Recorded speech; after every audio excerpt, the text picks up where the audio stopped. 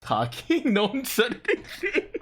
So we've been talking this entire time, and it's not recorded.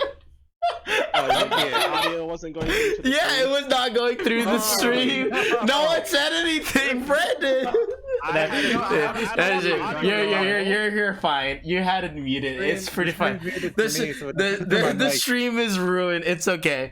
But anyways, let's go ahead and final rush this introduction real quick. So right? Just edit the audio back into the video. I am not recording.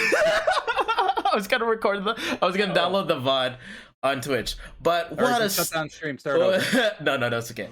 What a start to a stream. I'm so sorry for anyone watching. And just question. I just realized that.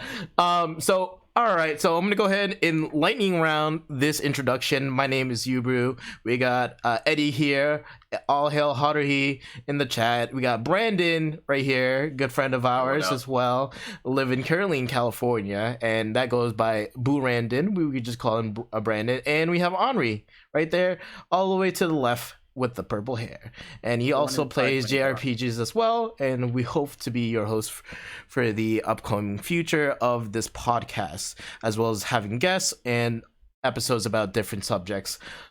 So we were guessing each other's we missed a whole bunch of good points, but it's fine. It'd be perfect to talk about it, but I'd say you said we were guessing Anri's favorite JRPG. I said Xenosaga, and since these two hardly know Anri as well, they didn't really have much of a guess. So I did say Xenosaga, and you corrected me and you said Chrono Trigger. Yes. And I did say I did ask what was your favorite moment or a very memorable moment in Chrono Trigger that you want to go ahead and share about. I mean, spoilers for like. Oh yeah, absolutely. Like 30-year-old game. It's pretty old. The moment when Chrono died, that like shocked me. Like having your main protagonist that. Wait, Chrono died? I actually didn't know that at all. I never beat. I'm sorry, Brandon. Come on, Brandon. Well, we'll go ahead and talk about Chrono Trigger. I'm sorry for that. Big spoiler. Come on, you don't know the Kyria chart? Yeah, I know. But okay, I totally understand. But yeah, I'm sorry, Brandon. But it's okay.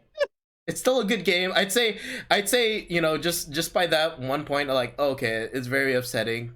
But you know, it's what we came to love. It's about the adventure along the way.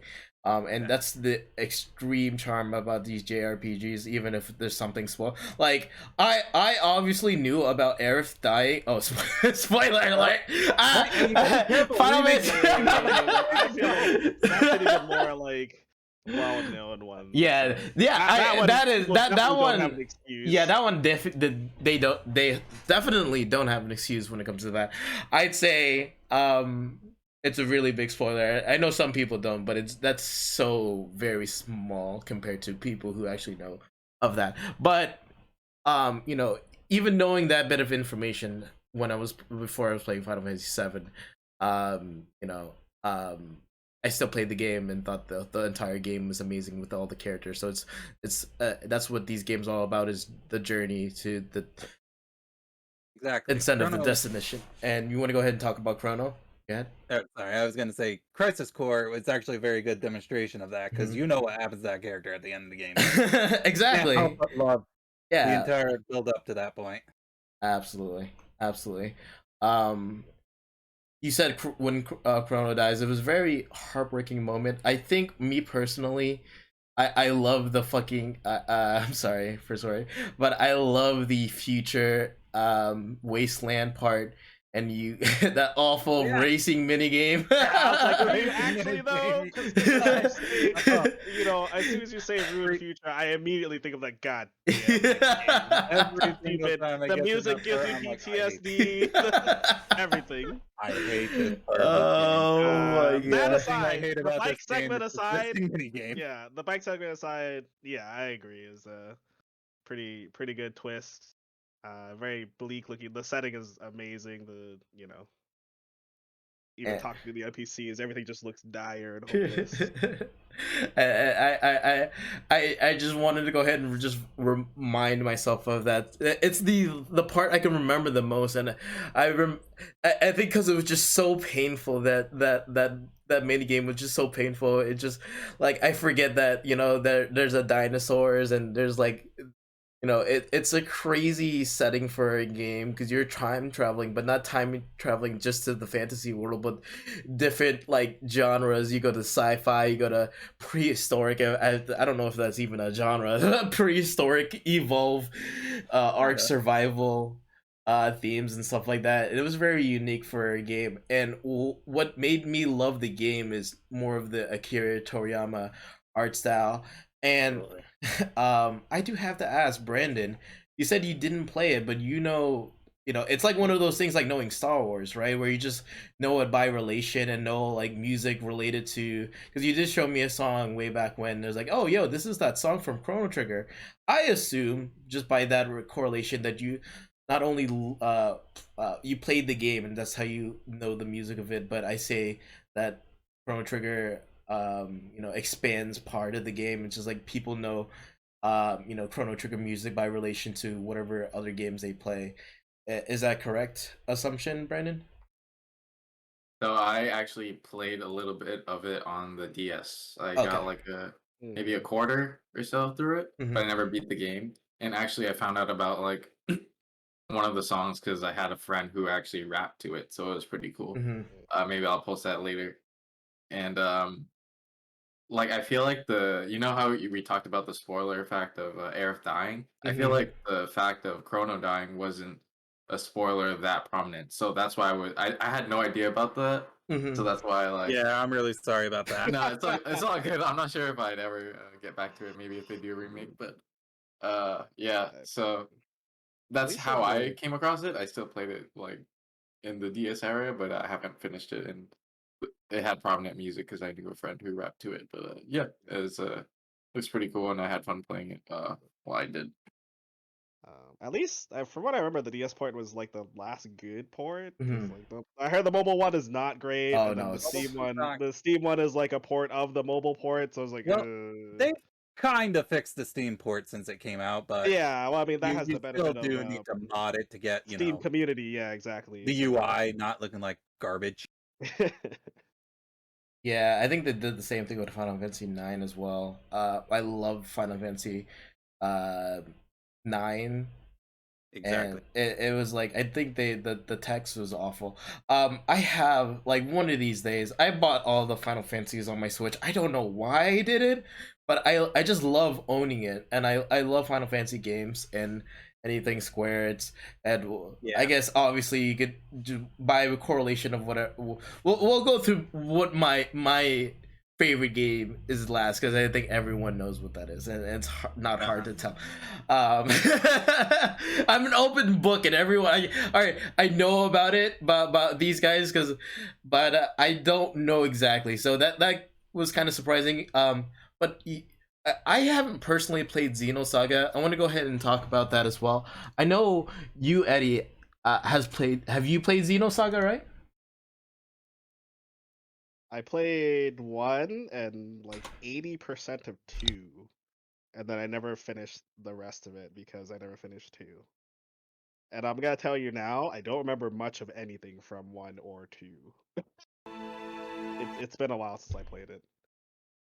I see. And how was playing through Xenosaga again, Anri? If that was your first time, or my first time, and despite some hiccups I had with some brightness settings making it very, very hard to see where the heck I was going for most of the part, it was really good. I really enjoyed my time with 1. I can't wait to start 2 sometime eventually. I'll think of something. It's definitely what is her name? The waifu from Xenosaga, Cosmos. She's yes. I personally never played a Xenosaga. I've only like watched other people play Xenosaga. One of my uncles who got me basically into JRPGs when I was very young. He played that. I wasn't really too much interested in it at the time because it kind of looked like there was this other games in Shining Force Neo. even being as bad it was way more appealing to me than the Xenosaga at the time. I mean, from what I remember, the Xenosaga was a little rough, and they kept changing. I wouldn't say drastically, but they changed Mhm. quite a bit from game to game to game. Like it wasn't very consistent. Yeah, That I much I popped remember. in 2 for a bit just to look at it, and the art style's like Yeah, completely the art different. style is completely different. Like the first game was like very anime, and then the second one like went for a realism approach, more realism approach, I guess. Not really entirely realism. And I think I remember back because I'm so old that I was around when that game released initially. I do remember reading in forums people were not happy with the art design, and that was made very vocally known, which is why 3 was like a nice kind of middle ground between both. It wasn't like super anime looking. Like you can see here, like it looks pretty anime. Um, so by the time they got to 3, they kind of like got a nice balance, I would say. But even like gameplay wise, like this is just like they couldn't figure out what they wanted to do with the series. Sounds like a very familiar JRPG stemmed off one of Anri's favorite JRPG. Maybe getting also a re-release on the Switch for some reason, randomly out of the blue, but not Chrono Trigger for some reason. Chrono It's the other one. Cross. Yeah, I It's know. the other one. The one that you Yes. love/hate Has depending on the most banger fucking opening, but great music, but awful No, gameplay. yeah, I would say people will generally agree that the music in that game is good. The gameplay and the story. I kind of like some of the ideas of the element system, but other ideas I not do. so much. Well, the thing is, like, this is a PS1 game, so like they didn't even bother to like tutorial your way through it. You literally had to talk to an NPC to learn how the battle system worked. So it was just all text, and even beyond that, it was like subsections within subsections within subsections of dialogue trees to literally learn everything. Um, Anybody that sat through that, props to you, but that's if Thank you. you found that's if you even found the NPC to talk to that would explain the battle system in its entirety to you. He's not that hidden, but Yeah, yeah, I you do have know. to go look for Yeah, him. it's not made very obvious that you should or Yeah. maybe could talk to him and learn it. Okay, so I know Brandon, you've been pretty silent on the subject. Do you have any input on like what do you think of the Xenosaga series? Or I know you love Xenoblade, and we'll go ahead and get to you right next.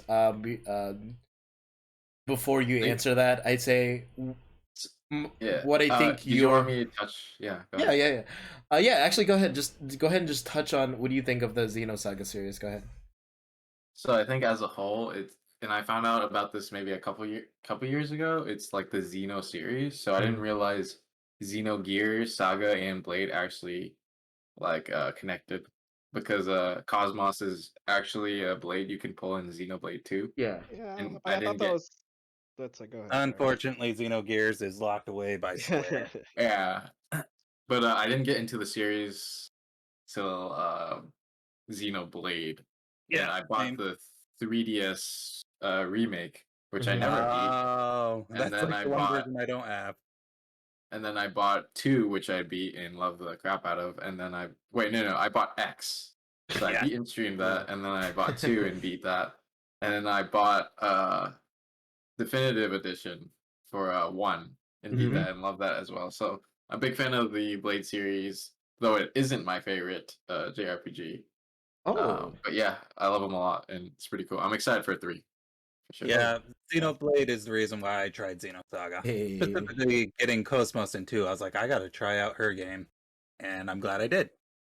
Any closing statements you want to go ahead and add, Eddie, on with the Xenosaga series? I was gonna say, isn't Cosmos' appearance and Talos' appearance for that matter? I believe she's also in there, right? Aren't they just like cameo blades? Like they're not canonically linked to the story, are they? Just cameo, Oh unfortunately. yeah, They're Yeah. just So blades yeah. that So yeah. resemble them. They're I not was gonna canonically. say I wouldn't necessarily say they're linked. Like I don't know if there's been any like lore tying between the 3 games other than It's weird because all 3 of them have this thing that's given different names. The Conduit, the Zohar. They appear in all 3 yeah, games. yeah. But it seems more like it's like a retelling of a certain story they're trying to tell, but they keep getting Oh, yeah. juggled around different publishers. I really wish Faye was a blade. Oh, Just because. Or even But yeah, any of that'd be the cool. even any of the mechs would be kind of cool. They had some dope designs in Xenogears. So Because in 2, like post game, you could actually recruit Shulk and yeah, I do remember that. Fiona. Yeah, But that does have a tie-in, right? Like, wasn't that part of it yeah, along with like actually. whatever happened in Definitive Edition? One day I'll play it, maybe. Doesn't that like tie the lore together as well between one yeah. and two? Yeah, You you gotta mean play at both? some point. Future connected or whatever it's called, part of the app, but I'm Yeah, told it's yeah, supposed to Yeah, that connect. was a lot of fun too. yeah. Okay. So, all right. Thank you so much. I want to go ahead and get to you, Brandon. So, what do you say? I, I, what do you say? I don't know. Is what I feel say like, actually.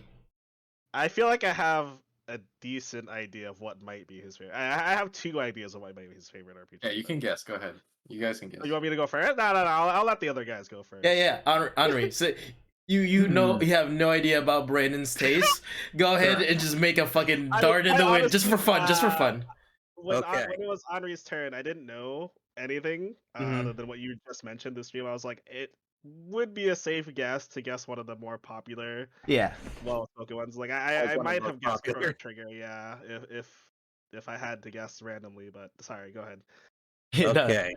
If I have to guess randomly, I would say Breath of Fire. I have no clue about that game. It's a Capcom It's okay, JRPG. neither does Capcom. Neither does Cap. That is the truth. All right. I know exactly which one. It's the Fire Emblem fucking crossover with Shin Megami Tensei. Nope, I'm just kidding.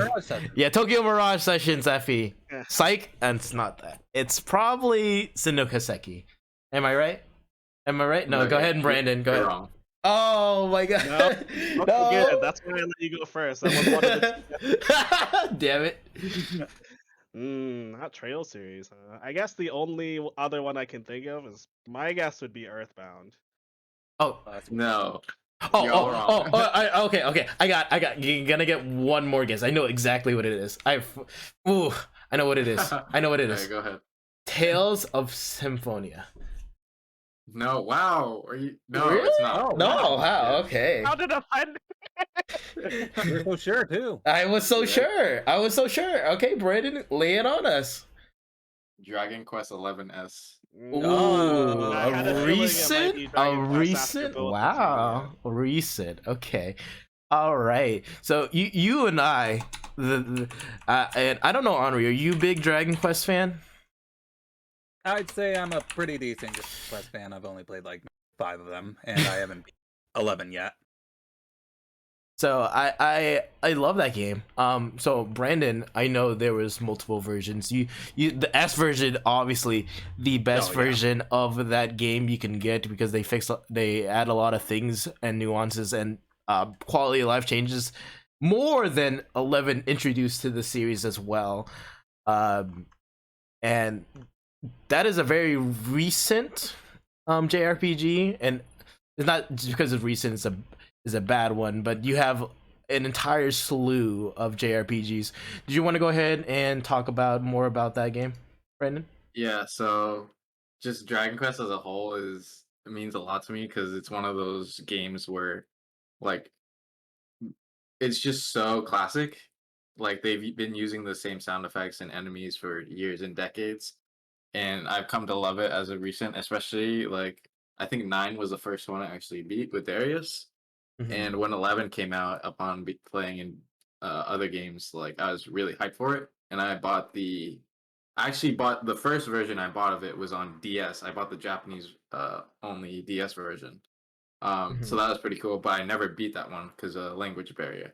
And then when 11 got localized and released on PS4, I bought it day one and beat it as well, along with post game. And then 11S, fun story, when that was announced for the Switch, I wasn't planning on getting it, but I just stumbled past a Target and it was there. So I'm like, I'll get it again because I thought it was like I thought they didn't add that much, but I ended up playing through the game again and like completing it even more. So I did the post game, and the true final boss took me for a ride. That was one hell of a boss, but I did it. It took like a couple streams. I Wow. didn't beat it in one. I had like a whole dedicated stream to beating it. And Did I you felt so accomplished. did you beat S on stream? I didn't remember that because Yeah, I think I archived it, I didn't so I beat it. I didn't know if you bought S because I know you knew I bought S because I lent at the Val, but I didn't know you bought S.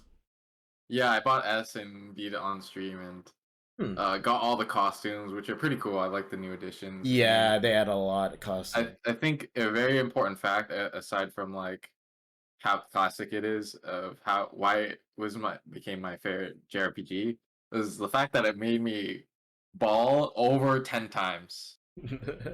Like in double digits. We're in double digits. This game made me ball. Yeah. Now with the credits and people not being there anymore, and like extra scenes, it like as a whole, it just meant a lot to me. Just playing this and making me vulnerable and emotional to the story and other things that as a whole just impacted me to make it my favorite, and that's how it is. Yeah. I never heard of a Dragon Quest game that makes you want to play basketball. And it's so accessible than ever. It's like on all the major platforms. So buy 11S right now. It may be on sale. All right. It was on Game Pass for a while. I wonder if it's still on there. It actually is. Okay, there you go. But yeah, ball is life. I'm kidding. Ball, aka cry. Yeah, no, for those who don't know. I was just. But just yeah, think about that for a sec. Think about that. Over 10 times. Like we're crossing double digits. But you're kind of emotional, Brenton. No, like I never really cry. I remember the last game that made me cry. It was probably FF15, where Noctis was reaching for Luna's hand, and he was like swimming towards her, and he couldn't reach her. Whoa. Yeah, that got me. This entire podcast is a JRPG. I mean, at least the others are prefaced with the spoiler alert. JRPG spoiler. Was chaos. That's on the box art though. That's on the box art.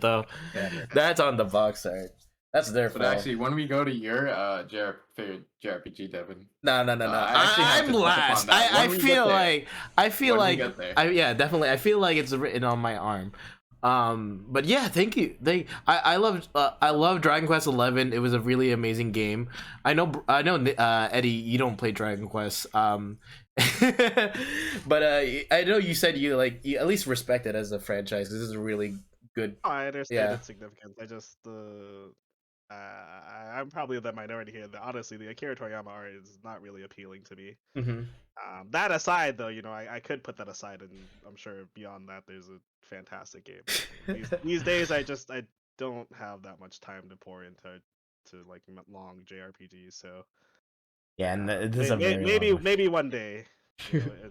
Maybe I'll buy it and just throw it into my infinitely growing backlog of not only games, just things in general. One of these days, Okami on PS2.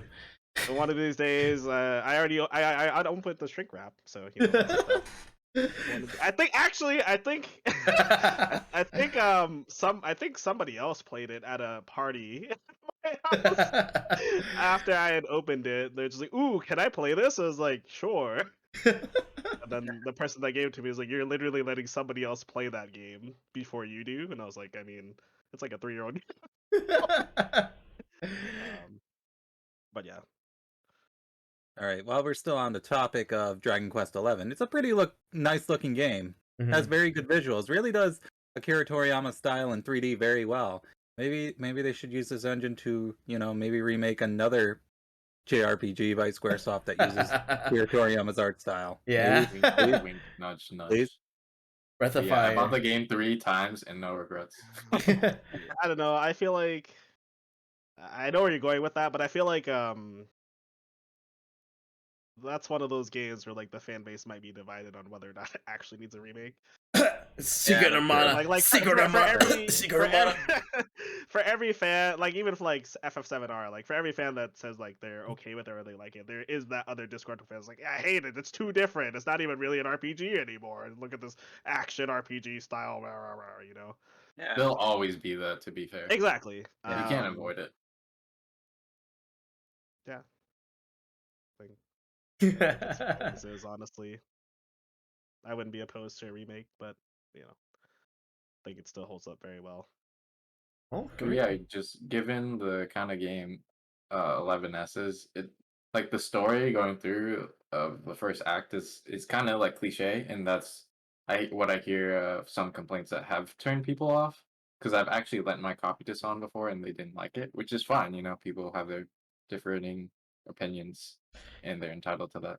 But I don't know. It's like I said, like you can just throw something that's really cookie cutter, but slap Dragon Quest on it and like add all these features and other things.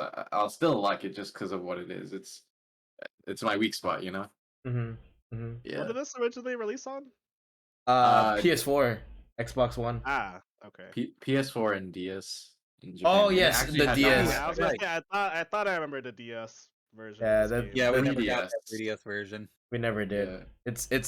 It was different at the time, and when they added the pixel version of it, but that was added to S as like a bonus, but not the entire 3DS, because the entire 3DS version almost plays the same and plays different at the same time. Yeah, but So they actually had to remake all of that content. Yeah. And I played it, the ones where you visit like all the previous Dragon Quest worlds, or at least some locations in them. Yes, there It was was added really awesome. content. Yes, that as well. Because you had to play in the like pixel mode pretty much, and it was fun to play in that turn-based old school style again. Yeah, you actually have the option to play the whole game like that in 11S, which is pretty cool, and some people have done that as well. I still got to beat it in its normal mode. All right, well, thanks. I really appreciate that. Yeah, I think we might visit that again. I wonder why. But all right. So on to you, Eddie. I actually have no clue. So for me, this was kind of like a loaded question because like I honestly couldn't. Which is fine. I couldn't definitively pick one that I was just like, oh yeah, that's like 100% the best, like over everything else that I played. I don't know if this will be a hint. Well, maybe not for the other two. Maybe it might be for you. But what I ended up choosing was one RPG that I had the most vivid memories of, the most things I remembered about it, and probably the most time that I put into playing it. And I guess. Sure. I mean, I was gonna preface that with like some runner-ups to eliminate answers, because it really was hard for me. Like I sat there and I was just like, out of everything that I played, I was just like, oh, well, there's this and because of this, and there's this because of that. And what about this because of, you know?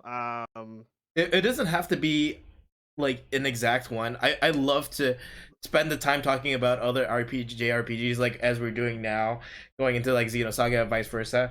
But if you have like a clear like contenders that are like fighting for like the top in your mind, I'd love to explore that and talk about that as well. But Eddie, you probably have the biggest catalog of classic JRPGs under your belt compared to us, probably. To put it into context, the very first RPG that I played was Super Mario RPG back when that released. So wow. That is the scope of timeline of games that you can choose from. But I was very young. Funny story is that I would only get up to the first part where you would do the scripted fight against Bowser, and then after you do that scripted fight, they put you in the real world. I like died to a Goomba right away, and I was like 6, so it's just like Goombas scare me. I'm not playing this game anymore. He killed me. Go back to playing Super Mario Brothers so I can step on them.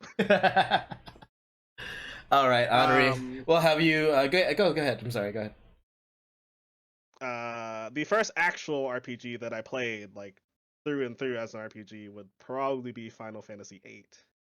Oh, Okay. Because my closest friend at the time was very much into 8, and he had played 7, but he didn't really care for that game for whatever reason. So I played a lot of 8, and then from there, the interest grew. So I ended up searching for Final Fantasy 7, all the other PS1 games. But yes, it's a very wide spectrum. I will say it is not a recent game, so it'll be GameCube or before. for the game.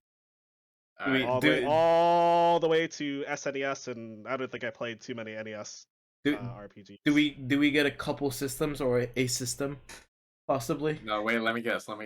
Well, yeah, that's the range. It's between GameCube and SNES. God damn. Okay, most RPGs only came out during that period. Yeah, I know. I feel like if I narrow it down to one system, it might make it too easy to guess. Okay, go ahead. Go That's why ahead. I'm worried. But yeah. Go ahead, Anri. Since you're the wild card, just guess randomly. So I'll actually guess a GameCube one, which is Skies of Arcadia Legends. Oh my god, it's not that, but it was so close to being the top one. Skies of Arcadia Legends was an amazing experience for me. I loved everything about it. The setting, the characters, the whole exploration of it. The ship battles. I know everybody hates the ship battles, but I dig that. I was so into that. But yeah, I think my favorite part of Skies of Arcadia Legends was literally just like, you get the airship, and you just go fly and explore stuff. Like not even like to the next point. Like I guess it'd be similar to an open world game, but there was a very clear, defined objective you're supposed to go to, but you have freaking flying airships. You go do whatever you want. Like, most of the fun for me was just flying around and seeing what kind of like things you can find. It's not even like items. It's like, hey, you found this like historical bird just flying around in the sky. So, come on, Sega, re-release this game at some point. It deserves it, dude. I'm still mad because this. I think I told Yuberu this story once. This, along with Fire Emblem Path of Radiance, was literally in a bargain bin one year for Black Friday because it just had so many copies. It was like $10, but at the time, I only had the $10, so I was just like, I want to play Path of Radiance because I had already played Skies of Arcadia. I borrowed it from a friend. So I was like, I would love to own that game, but I haven't played Path of Radiance yet, so I'm gonna buy that. And then like the year after, I was like, you know what? I do want to buy that game. I want to own it. It suddenly became very hard to find and expensive. So, well, so did Path of Radiance. So I mean, that's true. Fun fact: it was a win-win in both situations. I actually own Path of Radiance and Radiant Dawn physically. Oh wow! Yeah, I own a copy of both of those as well. Good shit. Yeah. All right, Brandon, go ahead. It's your turn. All right, my guess is Final Fantasy Crystal Chronicles. Okay, here's why I guess it. Because like when we were talking about that game and near the remaster or whatever, sure. Eddie mentioned to me how like he had the whole setup for the game with the sure. link cords originally and the Game Boys or whatever. So like I thought all the effort accumulated to like obviously him playing it with multiple people and like I did. Don't worry. And just like I don't know, it being like a childhood fairy or something. That was also another memorable game because of the multiplayer aspect. Like generally before, you play. There's no online. I'm included in one of those groups that need to finish it with them. you play an RPG, and also this still lives to the day of the game that I keep trying to finish with people and then never finish it. Darius and I are around.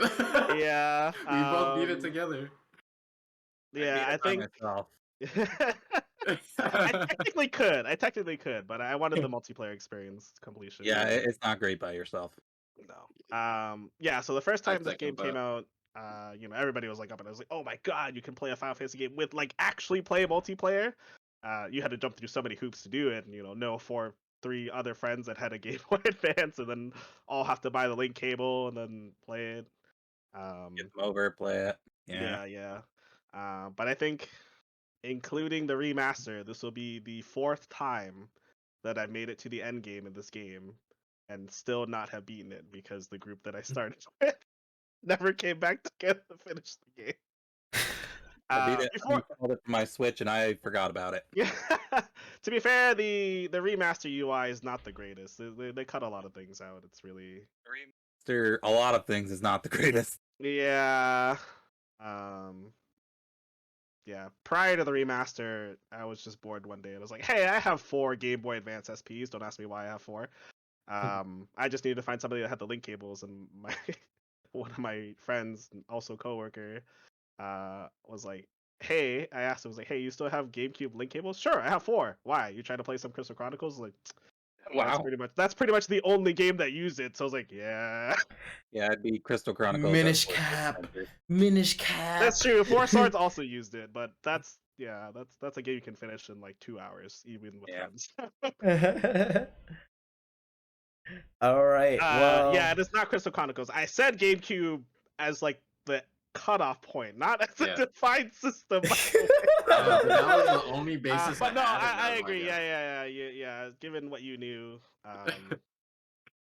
yeah, that's fair. Damn, it's up to me now. All right, on the theme of GameCube, Phantasy Star. I'm just kidding. Oh my god, that's also one of those things. That's also one of those things in the same fucking like trap hole that you have yourself with Final Fantasy Chronicles, right? Where you just never get to finish with someone. Fantasy Star Online 1 and 2. Yeah. Oh yeah.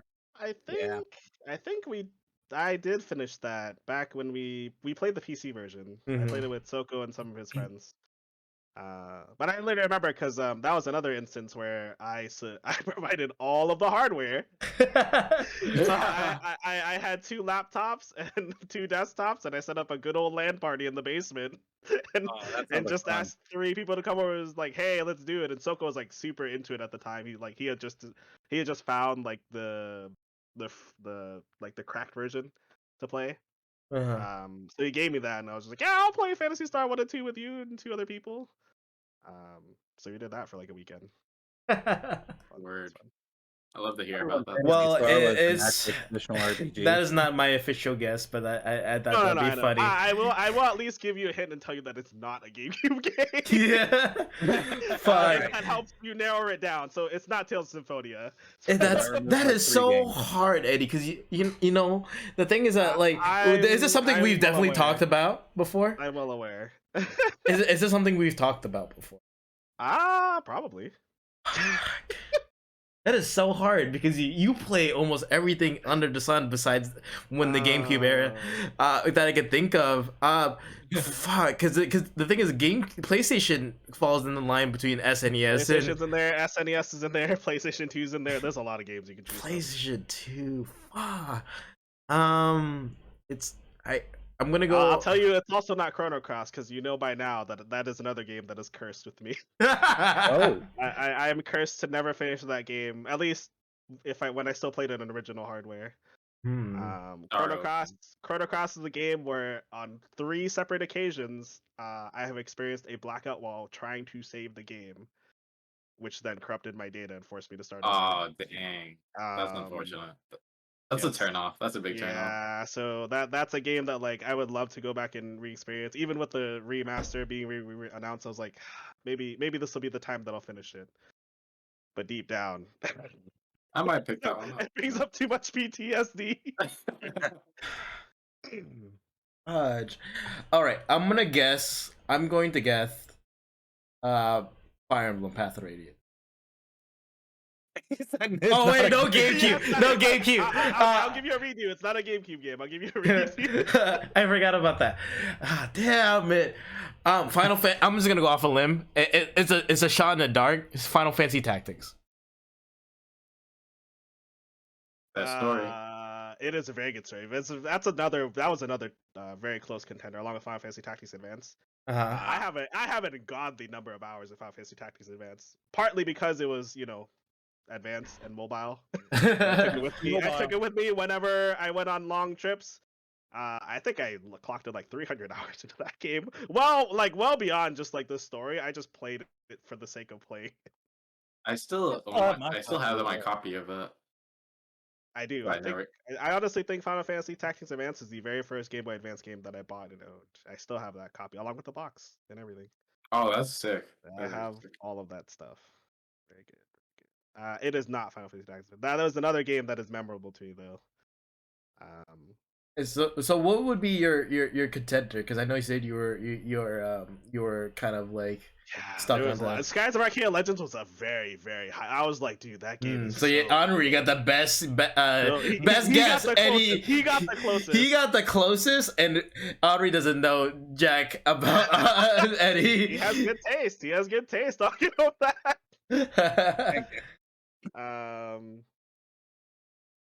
Yeah, other close contenders would probably be. It's kind of a toss-up in this series between Gradius 1 and 2 because I like both of them for different reasons. But they also have shortcomings in other areas that don't definitively let me say is like, oh, Gradius 1's so much better than Gradius 2, and Gradius 2 is so much better than Gradius 1. But yeah, I love both of those games. I was fortunate enough to play the Dreamcast version of Gradius 2 back in the day because I had a friend that was nice enough to let me borrow his entire Dreamcast along with the game. and that made my friend Gary salty because he would not let him borrow the game. Yeah, that friend was cool. He was just like, yeah, I'm not playing anything in the Dreamcast. I finished this game already, so you can borrow it as long as you want. So yes, Gradius 1 and 2, very, very close contenders. Wow. The Atelier series, particularly probably Atelier Toturi. Yes. On PS3. That one was probably my favorite story out of the Arlen series. And I fortunately have not had the luxury of being able to play anything beyond Meru, so anything Sophie or after. No, I did play up to Escan Logic. I love Escan Logic too, actually. Yeah, I also haven't played past Meru. I haven't played. What the hell was after that? Lydian Suel, I think, the Dusk era. Yeah, so the PS3 games, the second generation of PS3 Atelier games, never finished it, and then I haven't played anything beyond that. I played Ryza for like 3 hours because the whole internet exploded when that game came out. So, or at least it sure did when her design came out. Yeah, the die save lives. Sure do. I did play a lot of Gus games in the PS2 era. So, Atelier Iris 1 to 3, Manakemia 1 and 2. Oh, the games. No, that's Falcom. That's the same people that made the Trail series. Yeah. The bro, Brandon would know that. I'm sorry, Brandon. I don't mean to step in your Nukaseki. I probably would like that game too, but I haven't finished Trails in the Sky first chapter. Even though literally everybody's like, second chapter's so good though, and I was like, I know. I really need that. You want to hear my plan for going back for those games? Because you know how they're gonna release the Zero games. Yep. Which I plan to play. I want to get a Vita and I need to get a Vita again. mod it to play the Evo games.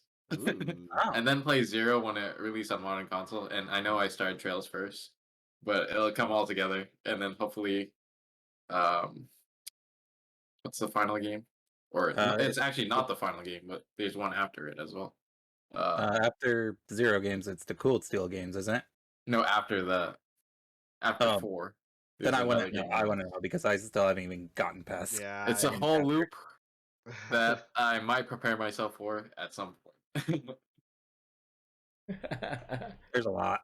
There's a lot, yeah. All right, so Eddie, thank you, Grandia 1 and 2. That's amazing. It's been a while since I played that game. It's it was like, for me, and I love the game, but I think I played a lot more Wild Arms during that time. And the thing is that, like, my uncle hogged this game from me, and I was like, I think I was left with Wild Arms at the time. Yeah. Was that the same people who made Lunar? It just looks similar artwork wise. I may be wrong. I didn't Wild really Arms? Yeah. No, Grandia. Grandia? No. What studio is Lunar? Superstar Sir. I don't remember. The Grandia was Tri-Ace. which I think merged with another company. Was it Tri-Ace? Maybe Tri-Ace was Star Ocean, actually. I can't remember. I don't think it was the same company. Oh, okay. Though Yeah. technically Grandia 1 and Lunar were originally on the Sega Saturn, so maybe there is some connection there. Maybe. All right. Well, unfortunately, it's down back to me. It's impossible. I can't figure it out. Okay, Anri. So what do you? I thought you got something, didn't you? I did get something, and I stand by my No, guess. no, I mean, yeah, I agree. I thought you got something, did you not? No. All right. No. It's down to me in terms of what are you guys gonna guess what mine is? Oh no! Did you guys don't actually know what my favorite game is? They're runner-ups. Grandia 1 and 2 were. No, those are all runner-ups. Well, all right. Oh. Wow. Okay. What's the what is? I mean, there's I a guess lot?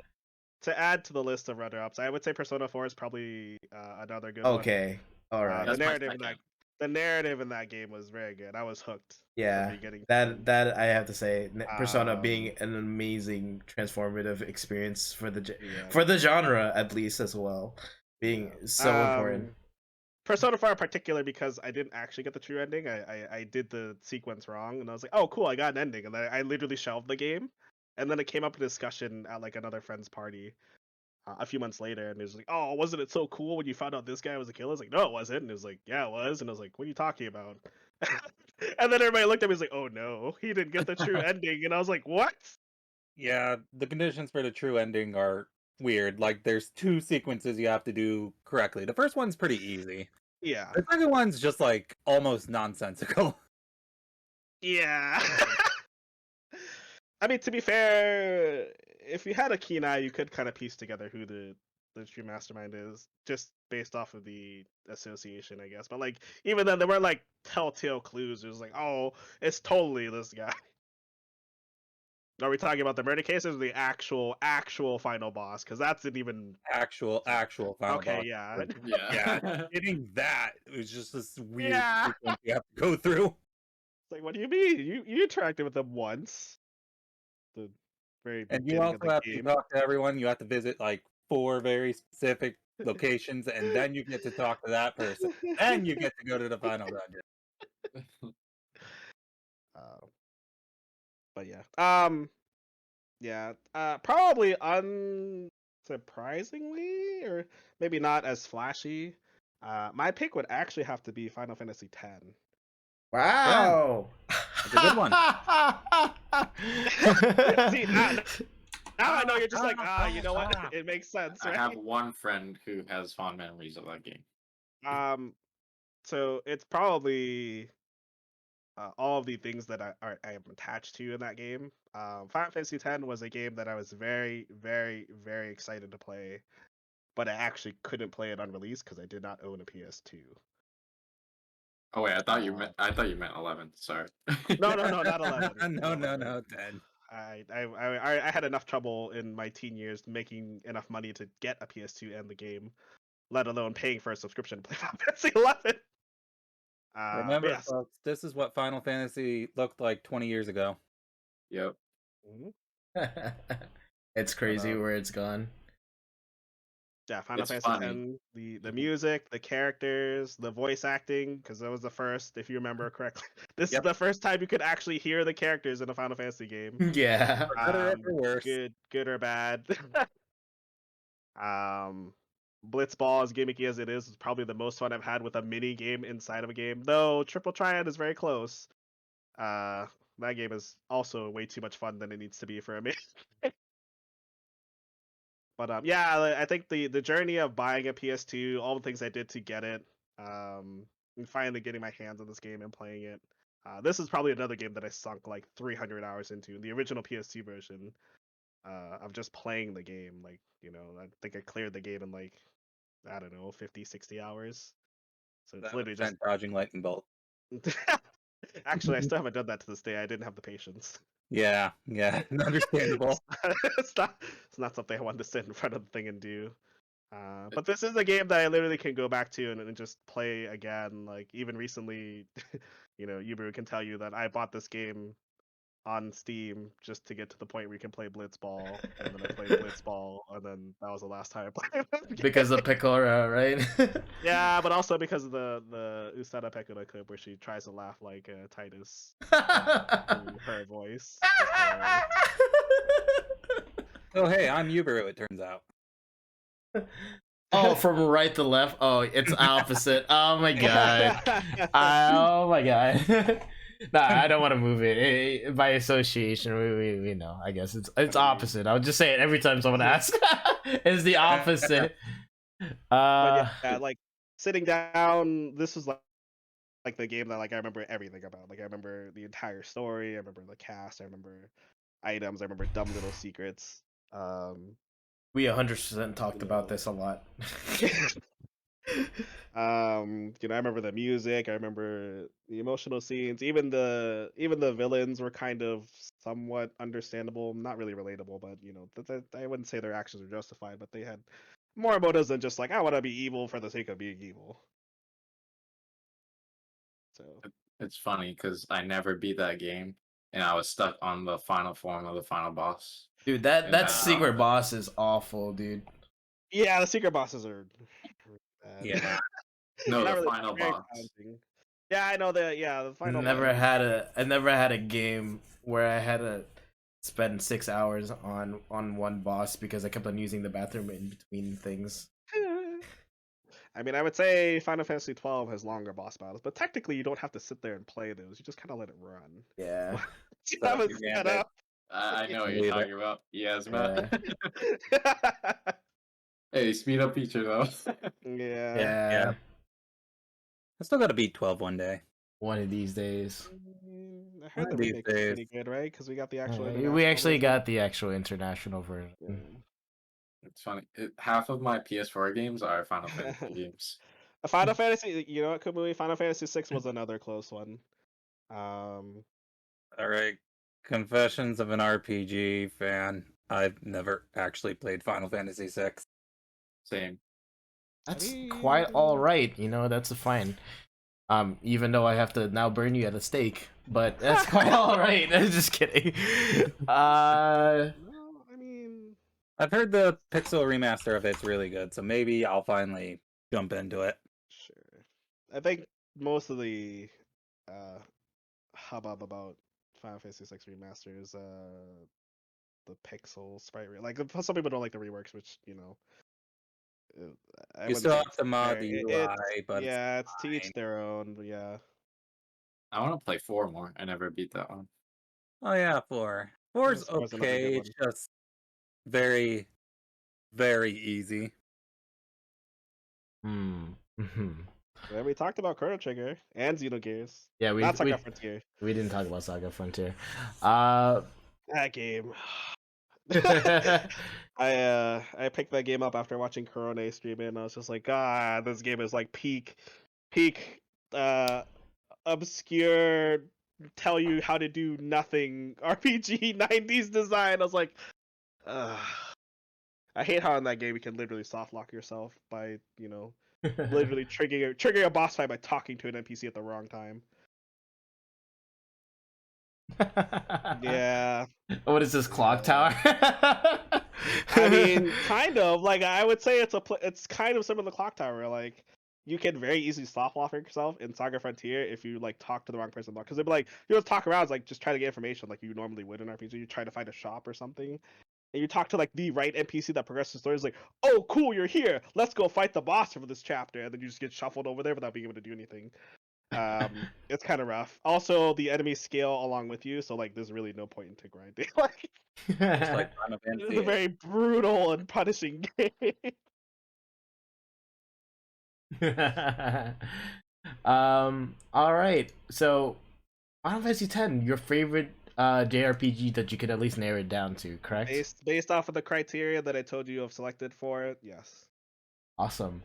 All right. Well, I guess that's all. Unfortunately, I can't remember everything about Final Fantasy VI. I can't remember everything about Chrono Trigger. I remember a lot of it, but not everything. And I just think The one thing I said. Yeah.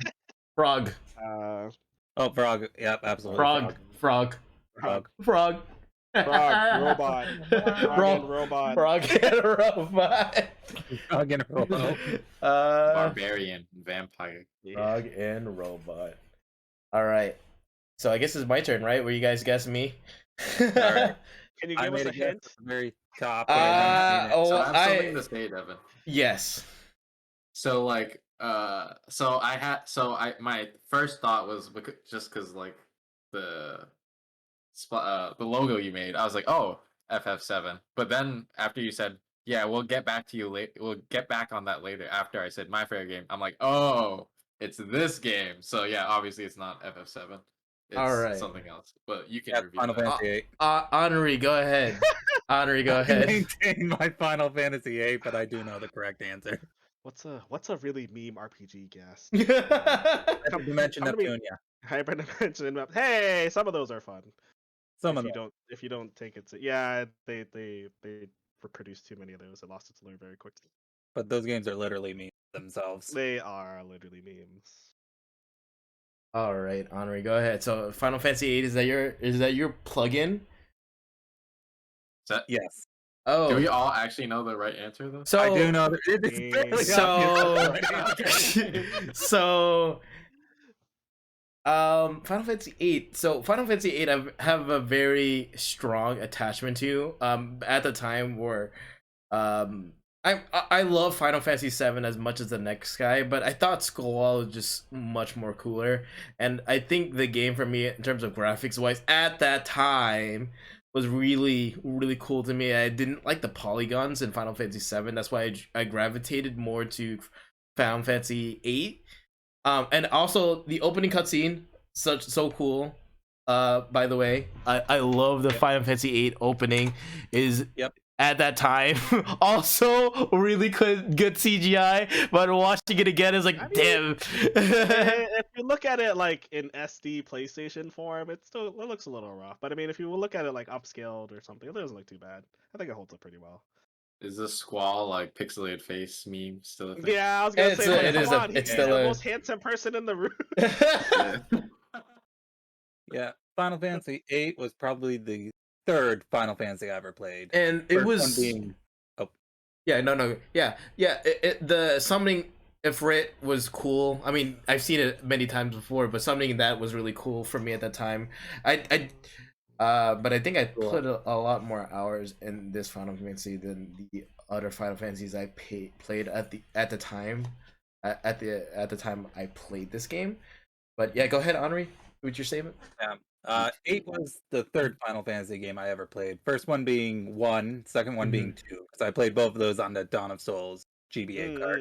I played Final Fantasy 6. Is the first Final Fantasy I've ever played, and I played that I believe on the SNES. I forgot which system. I played a lot. I had my uncle who had a lot of systems. I just borrowed from him, but I did start with 6 and then go 7, 8, 9, 10. I skipped 11, 12 because one of them was an online game, and 12 I didn't have that at the time because I bought a different game. Nudge, nudge. But Nudge. I did play Final Fantasy 10. I did buy Final Fantasy 10. That's the game I'm talking about. Nudge, nudge. I'm just kidding. But I did buy Final Fantasy 10. I bought 10 too on PS2, but I didn't play 11. We don't really talk about 10. But I always hear things about 10 too. Like, some people hate it, some people actually really like it. I would say 10-2 doesn't really add anything of value to the narrative. It's almost like a bait and switch. It's like, oh, that's really cool, and then you get to this like, it's really stupid. God damn, it's almost as dumb as a Star Ocean 3 twist. I still hate that twist so much.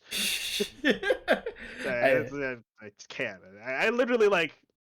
I actually think I stopped playing the game then and there when I when I found out the twist for Star Ocean 3. I was like, this is really what it's about. I'm done with this game. Is that Star Ocean Till the Dawn of Time? Yes. I love that game. Like you said, the ending was kind of dumb, but it's just like I didn't even get to the ending. I got to the twist, and I was just like, "This is stupid." I hate this plot twist. Fun battle system. I hated how you could die by having your MP drained to 0, though. Oh yeah, I remember. That's really dumb. Yeah, it was to balance the high HP offensive but not magical characters, which towards the end game was kind of annoying because that means you pretty much couldn't use that character. All right, Brendan, what are you guessing for me? Me? Yeah. Oh, I already know it. I'm not gonna say it. You all know it. All right, Eddie, we'll go to you. Maybe I mean I feel like I know it too, but maybe it'd be more worthwhile to guess some of your runner-ups. Yes, amazing. Go ahead. I mean, I guess we can. Well, Anri's is the runner-up, right? So I guess we'll throw it back to Brandon as I try to think. Actually, Final Fantasy VIII is not a runner-up. I do like that. It's not a good runner-up. It's a good game and I love it, but it's not a good runner-up. I'd say. All right. How about my favorite Final Fantasy then? 9. Actually, you know what? It is my favorite Final Fantasy out of out of the classic one. So before anything on console. So yeah, that's a good one. That's a good one. I do like the Zidane and then Zidane or whatever, and then the CGI cutscenes from that game as well. It was pretty good. Mm-hmm. I started a playthrough of that a while back. I need to continue it. So what is another runner up you guys would say?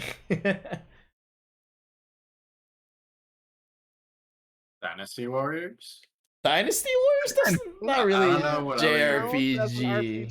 JRPG. My guess was FF7 before. That was my runner-up guess, or that was my initial guess until you made that hint. I'm like, oh right, this is. Oh right. Oh right, I forgot what Discord I'm in. Final Fantasy VII is near and dear to my heart too. It's also an extremely great runner-up. That would probably be the number 2 place in my heart.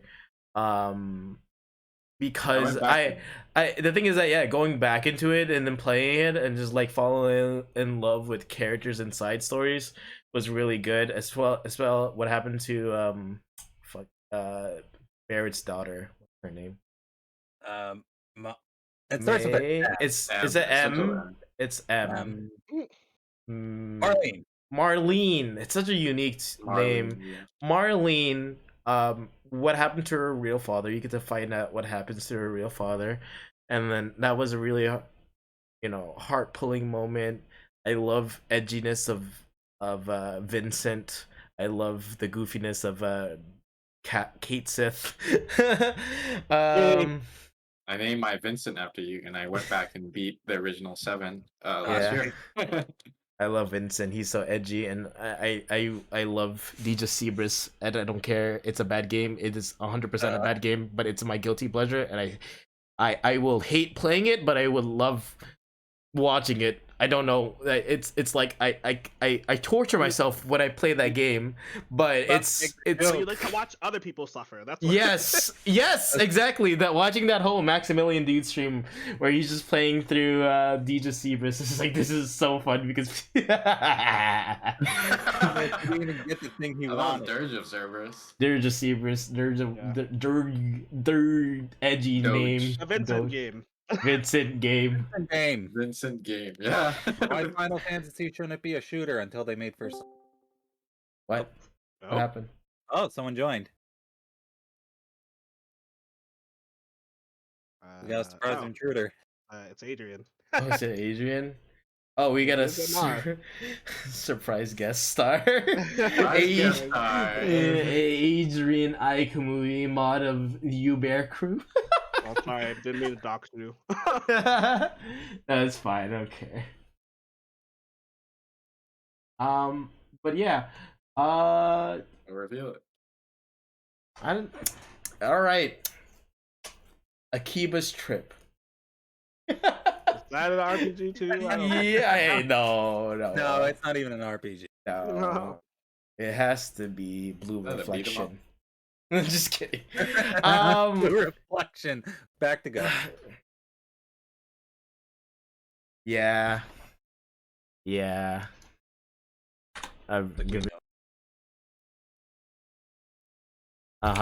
me a second. Giving you a second. Oh my god. Who would have thought? Oh my god, it's Dragon Quest 8. Oh my No way, god. I would No never way. Wait, you mean the Final Fantasy 12 demo came with the whole game attached? God damn it. You mean it's Love. not Blue Dragon? Come on. Oh my god. Actually, I did play that game because I had I had a 360. I did not enjoy it. I also did want to talk about RPGs we didn't finish or also didn't like as much. Who would have guessed it's a Dragon Quest 8? Dude, I try to play it off. I was like, I want to say Chrono Trigger. Chrono Trigger is also an amazing runner-up for me, by the way. Chrono Trigger, Dragon Quest 8, Dragon Quest 11 is a really good one. Dragon Quest 10, oh my god. If I would have to make a top 10, probably most of that would be filled up with Dragon Quest games. Dragon Quest, I played Dragon Quest 11, I played 10 on the DS, an amazing co-op experience that they should report. And then I think you might mean nothing, actually. Dragon Quest 9, Dragon Quest 8, 7, 6, when they all released all of those games on the DS, I played every single one. I love all the protagonists, the art style, the music was very grandeur, and it has such a big impact of Japan. It just feels great to play this game because it feels like something that just ripped from their culture that they like practice, like in terms of like this is something that they're exposed to. Same thing with like just being into Gundams. Like this is like a slice into what their fantasies are, and then having stuff related to Dragon Ball, which I love at the time because you know Dragon Ball Z as a kid and fucking frothing at the mouth trying to do Kamehamehas as a kid. So Yep. I love Dragon Ball, and this was the first game to get me into the Dragon Quest because this is the first Dragon Quest game I played because this was released to the West on the PS2. I didn't know of the older Dragon Quest prior, even having an uncle who made me play almost like all these other obscure JRPGs that we will talk about, like Suikoden, and then Suikoden, and then Wasn't DQ8 the first one that actually got released as a titled DQ game? Yes. It was the very first one. Yeah, called it was Dragon Warrior before. Yeah. On the NES, Yeah. I love this game for a fact that I went out of my way to buy this game for Brandon just so he could experience on a 3DS, and I beat it. Yep. he beat it on stream. I have a confession. I haven't played that version because there was a time it came at a time where I wasn't able to buy it, and then I just never did. And then the thing is that the UI is kind of different from the PS2 version. Like this UI, this menu is not in the 3DS version. It's not. It's just like, what was the point of taking it out? It's not like it's like hard. It's ran on the PS2. I mean, they you've didn't seen even do what like Square the thinks dual good UI looks like nowadays. Yeah. They didn't even do like the dual screen gimmick where the menu is just up on the bottom screen. Jeez. No, it was very lackluster. It was just text. I was like, this takes out the charm. They went back. Yeah, they went back to Monkey. And the 11, but that was fine. My only gripe with this game is the heavy influence of conservatism in this game. Granted, I think the reason why I like it because all based in the fantasy and have a very like bland story and consistency, but it's still very charming to me. Because it's just like, oh, one hero chosen, save, you know, whatever, and it's very much knows what it is and, you know, takes ownership of it. Hold on. Sure. I mean, a lot of times, especially that's part of the reason why I enjoy the Atelier games because like the story is like not anything grand. Like Atelier Rona is literally just like, hey, you're an alchemist and your master is super lazy, so she doesn't even care that her shop's gonna get closed. So you have to like work in her place to make sure her shop doesn't get closed. And that's literally the entire narrative. This is you meeting people in the kingdom and just like, please don't close down our shop. This is my livelihood. That's it. Like it doesn't go anything beyond that. But it does that premise well. Yeah, Dragon Quest 8 has been, and it was a very bonding game that I had with my older brother. So it was a great experience playing this. It was so cool. And then it got me to playing the DS games. Very disappointing Netflix movie. Awful movie. Don't watch it. I didn't totally dislike it, but maybe I didn't totally dislike it, but that ending really did. It was going for something, and then the ending. Wow, I was like, how did you just ruin this entire experience of this movie just by having a self-insert ending? It did make me go and play 5 itself, and I beat 5, and 5 is a and great it made it like game. it made me understand everything a lot more. So yeah, a lot of people say that's the best DQ game as well. It's understandable because 5, I have a hard time choosing. I really like both. I like 6 because the protagonist is cool and he has blue hair. Like 6, I gotta get on that. But 8 is my favorite. He looks like Gohan, and then the whole this also made me cry like a baby. As much as not as much as 11. I do have to admit, Brandon is right. 11 did make me cry, and there's a lot of things that happen into the story where a lot of characters die or a lot of continuities change. That made me cry. Final Fantasy 15 made me cry as well. That ending made me balls out. I was like, the boys, the boys. But yeah, pretty obvious. I just love the franchise as a whole in the series, but and I can't wait for any other newer versions like the 2.5D that's coming out very soon, and everything else. 3, I want that so bad. Yeah. 12. Can't wait for 12. Yes, I can't wait for 12. That's exciting. We just got a title screen. That was crazy. But I absolutely love the series, and it's just there's little things for me that when I play it just hits like nostalgia. And I play a lot of classic games. I play Third Strike, play MVC2. But this game, every time I see it or play it, it's just something that just warms me. It's very, I just love the fantasy, even though each character looks like the same, and it's just funny sometimes. Still hoping 10 somehow gets localized. Like I mean, at this point, I might as well just learn how to read Japanese because that's gonna happen. That's like you say that about a lot of Japanese games. I was able to play it on Switch for a small portion of time. You might still be able to. I think so. I think you can get like part of the game. I think it's like up to the first expansion for free or something like that. Yeah, that's it.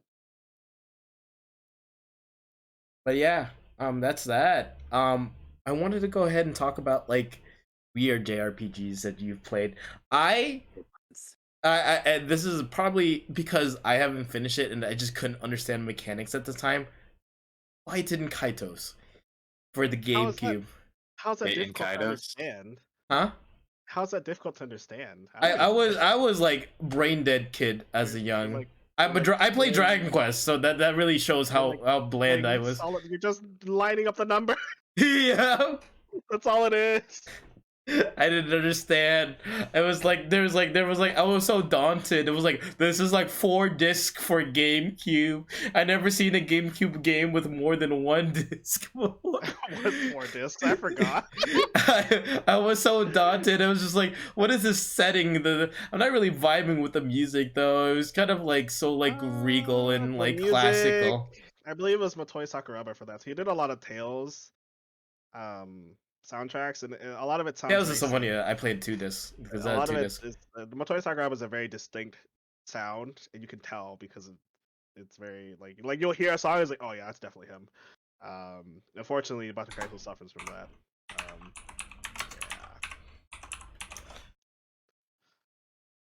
that. Honestly, the only thing I remember about Bata Kaitos is the twist.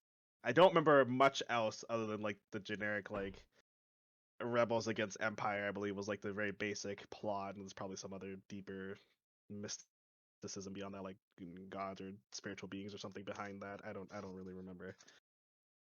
Fun fact: a track from that game is in Smash. Yeah. Is it really? Really? I think there's one from 1 and one from 2. Bison Kaitos? Yeah.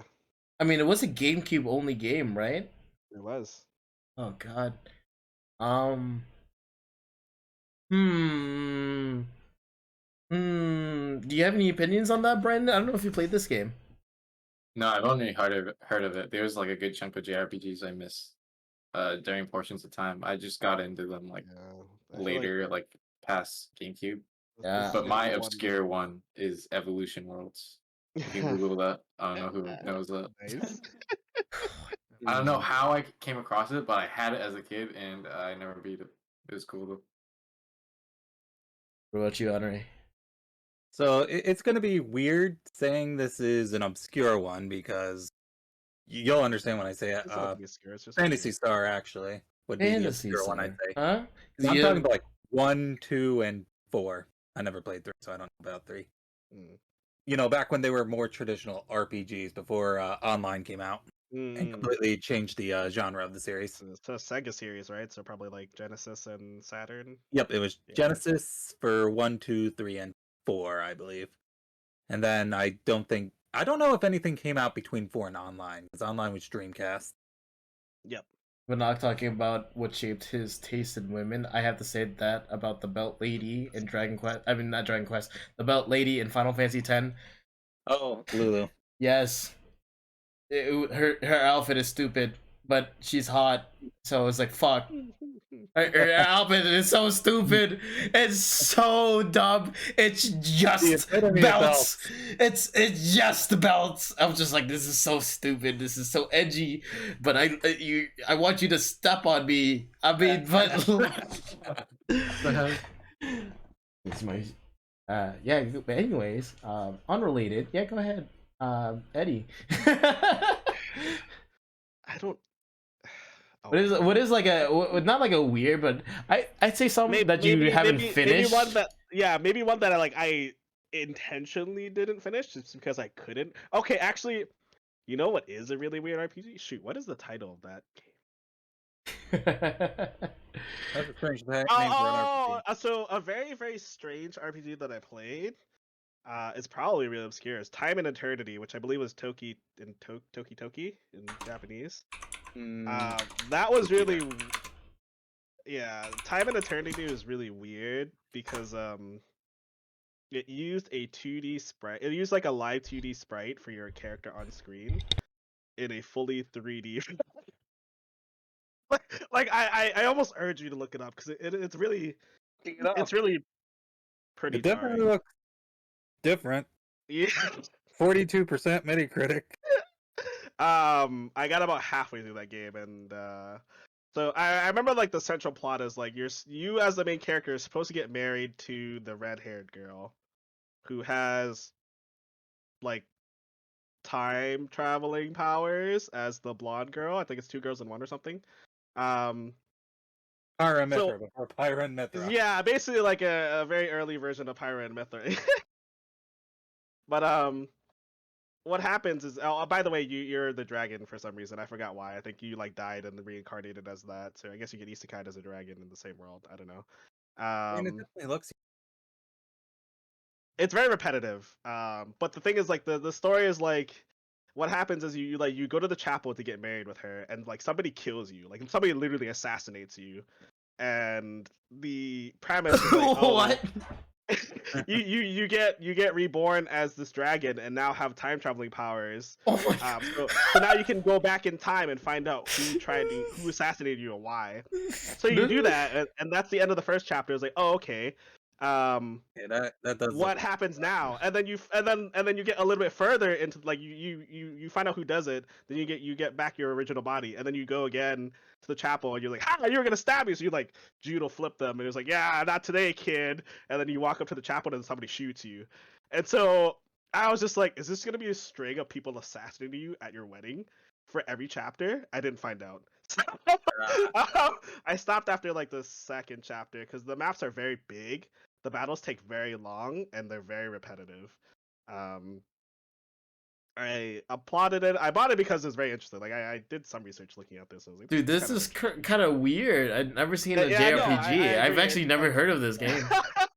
I would say that's probably my most obscure and weird RPG that I played, and I still own it, but I never got around to finishing it. This is so unique. I've never seen this Like So this is like a this- full anime. Yeah, this was published by NIS America, and they did some really weird shit when they weren't publishing their own first party games. Like in between like every Disgaea, they did stuff like this where like they just picked up some indie developer's game. Not really indie, but like some other lesser known titles. Like, hey, we'll use our brand that's established in the US and publish your game. This is one of those games. I don't even know which studio made this, to be honest. Dude, it's kind of crazy, but it's just it's so weird to look it's at. It's very unique. It's very unique. Like It's I literally, I've extremely never unique. seen anything like this. Look, she's fucking she's going in. Image Epic, I think. Image Epic. Epic. I know that's not a uncommon name, but I don't know what else they've made. Let's see, they're bankrupt. Let me see what games they made. I wonder why. I wonder why. Oh, they helped develop Yoshi's New Island, if you remember that game. Okay. Oh, they were behind Stella Glow.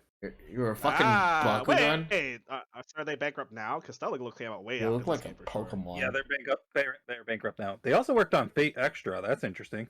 No, I guess that could fall under another RPG-esque game. But Yeah, I guess I could have listed Fate Extra as my obscure one. My recommendation to anybody that is interested in Fate Extra is to just watch the cutscenes and not play the game. The game is actually suffering. The game has problems. But what about the game Hans? is actually suffering to play.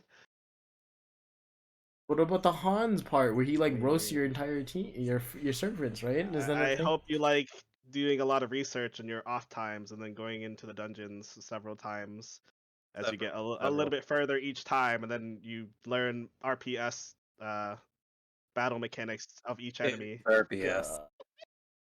Luckily, it's not random because every it's enemy not. Yeah, after a while, you pattern. know what the pattern is, but it's not very engaging. But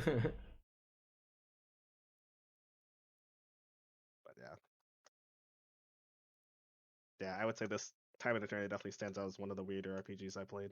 This is so weird. I like how you're so intrigued. I am so intrigued. I've never seen this before. By the sheer art direction or what decisions, I don't know, but it's something. Okay, wow. Okay, that's so unique. You want to go ahead and talk about like disappointing JRPGs? I can probably name like Kingdom Hearts 3, maybe Kingdom Hearts 3. Yeah. Maybe Kingdom Hearts 3. As a game that I mean, that game was in development hell for so long that like, I knew that like that game could not ever live up to what people wanted it to be ever. Yeah. Besides, wait, but did you guys actually try to play Time and Eternity at my house once? Oh, interesting. I look forward to Kingdom Hearts 4 versus 13. Yeah, right. That's a thing too. Turning it into versus 13. Yeah. He was so part of the DLC. The last DLC is you fight Yoroza, which is basically Noctis and Yozora, and there's cutscenes that like literally were shot for shot, the same like poses in like the poses that Noctis was in versus 13, where he's like driving in the car, like one of the first reveal trailers, and they did that with Yoroza, shot for shot, and he literally looks the same, but instead of like using swords, he has 2 crossbows, and he has the Kingdom Hearts strip. Yep. Yozora is Japanese for night sky. Guess what Noctis? Yeah. Yep. Okay, so disappointing RPGs. Kingdom Hearts 3 definitely. I didn't even make it to Toy Story World. I got to Gummy Ship open world exploration, and I was like, nope. Yeah. Brandon beat the game. He's a trooper.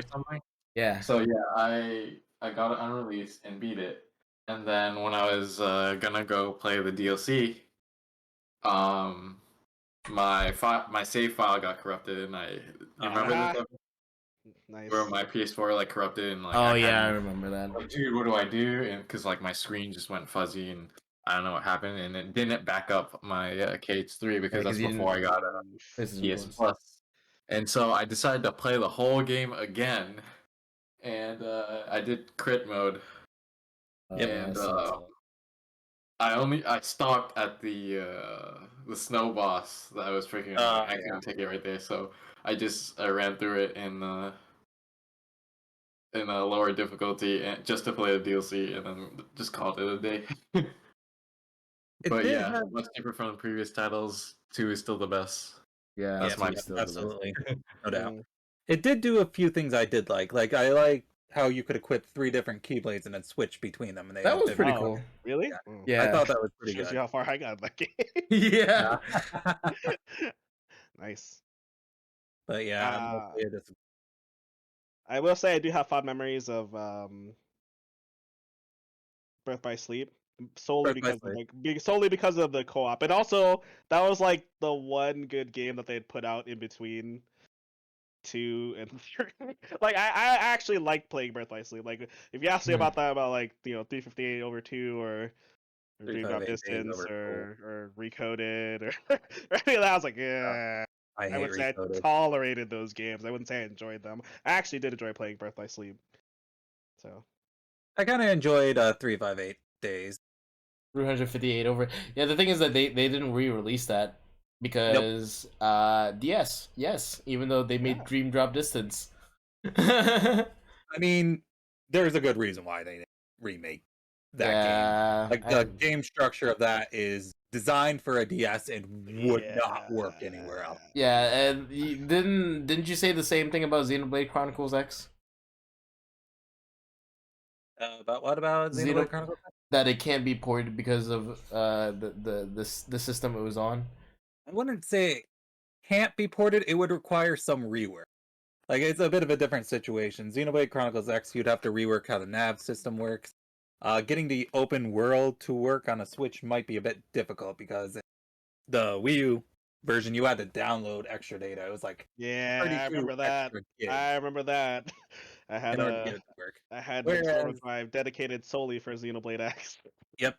Whereas for 358 days, like if you were to try to put that on a modern console, you would see how very tiny each area is. Wow, really?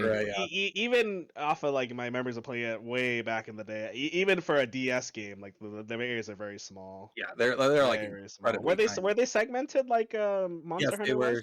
They were segmented. Yeah, so it's like the PSP Monster Hunter games where you like, as you move from zone to zone, it was like numbered. So like you're like, oh, let me go from like this part of Aladdin's market to the next one, and then it like has to transition you to another screen instead of just being seamless. Yep, I remember that. It's pretty rough. In terms of Birth by Sleep, I actually borrowed my friend's PSP and bought the game sealed just to play it, and it was so worth it. Yeah, I had a lot of fun with that game. Birth by Sleep is amazing, and I love the characters Ventus, Terra, Aqua. Aqua especially. Yeah, Aqua got Norded. Is that sexual? Aqua got Norded. That sounds sexual. I wanted to step. I want to step. That's sexual. I mean, I would also say like Birth by Sleep actually added, meaningful narrative to the lore. I mean, cough coded. I mean, 358 over 2 also was pretty good story wise. I wouldn't say gameplay wise it was fun, but it was interesting to see. I feel like that should have just been a part of Kingdom Hearts 2, but whatever. Only the truest Kingdom Hearts fan played Kai or Key or whatever that mobile game. The mobile game. Oh, the X keychain thing, which is a precursor. I don't want to talk about that. The truest fans played the GBA version of Chain Memories, where you had to play the card game. I did play that. I 100% play that, and I got stuck at the Aladdin fight because I couldn't hit Iago because he was in the air. It was funny because I talked to my coworker about this today, and he was like, "Yeah, dude." I was like, "Dude, I got fucking stuck at the fucking Aladdin boss fight." He's like, "Yeah, what happened?" "Oh yeah, when you had to fight Iago." I was like, "Dude, that's exactly what happened," because he had to hit Iago before you hit Jafar, and it was just so annoying because Iago was in the air, so you waste all your cards trying to hit this fucking bird in the sky just to not have enough cards for when you fight Jafar, and it made me annoyed.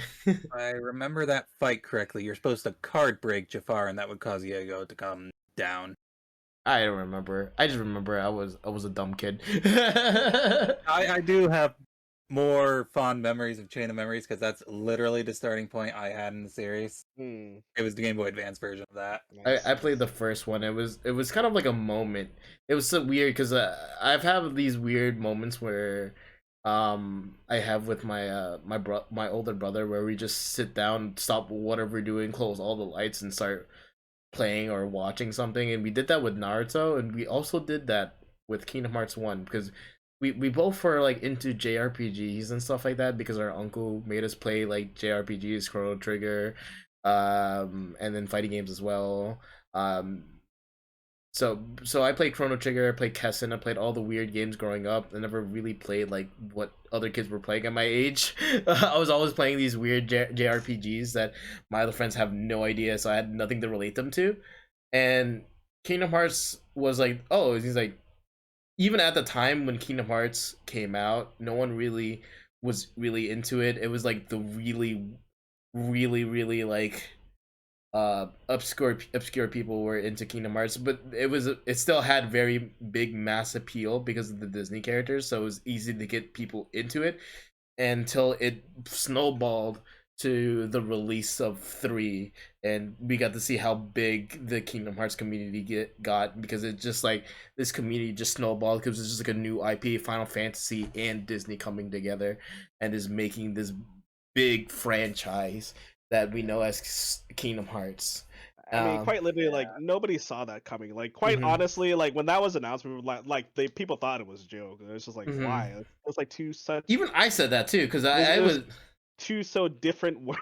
Yeah. Like, you know the thing with just going back to Chi whatever. Chi and at the end of 3.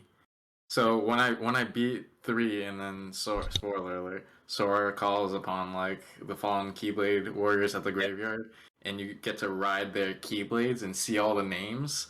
So like there's a point where you could like link your account and like play that mobile game or whatever to get a Keyblade, and I did that. And my friend did too, and we both saw each other's names in the list of players that was toggling like really fast, and that little note right there was just a really good touch, and I appreciate that a lot because the mobile game was like a prequel to like the main games, starting the Keyblade War, and then them coming back and you as a player and the list of names is just really cool. I thought that was like a really dope touch that they did. I think that game's been taken down since probably a while. Rest in peace, Dark World or whatever. Rest in peace, Kingdom Hearts mobile game. Rest in peace, Dragalia Lost mobile game. That one's rough. It's funny because I took a final video before I uninstalled it. That's crazy. I remember when Dragalia Lost came out as well. Mobile games also great episode idea. By the way, I can talk about all the mobile games I've dropped, like Grand Blue and Fate Go. Yeah, I dropped Grand Blue. Shadowverse that I try to get to play. Dragalia Lost, Fire Emblem Heroes. Fire Emblem Heroes hard. I still play since launch day, and I picked up Last Claudia. Grandia. Also hidden things we probably might have forgot about, or other JRPGs we forgot about. I guess not really JRPG-esque, but I feel like would be in the same category of it. Advance Wars. Advance Wars. Also getting a remake. Yeah, the thing is that it did unfortunately had to stall their release of the game, of the remake, because of what's happening in Ukraine. So they're like, oh, we're not gonna release a game based on war when there's a possibility of a war going on right now. It's distasteful, and unfortunately for the developers really wanting to release the game when they already have it done and holding back off because of the state of the world's condition is very sad for the developers, but it's understandable why they wouldn't, because they also want the game to do really well, and if they introduce this game it'd be very just soulless of them. So hopefully when the game actually does release, that they'll be met by a surprise of people who are buying it, including myself, because I absolutely love Advance Wars on the Game Boy Advance. So seeing this remake, even though it's not made by the previous people, is made by, I'm assuming, was it a third party, right? Like that's taking on the reins. Hold on, let me look that up. But I hopefully when that game comes out, I'll be able to play that. Do you guys have anything to say about Advance Wars? I did play the first one a lot. I really liked it. Oh, WayForward's doing the remakes. Yes, WayForward. Yes, the people who also took another IP and made it their own as well, which is Shantae.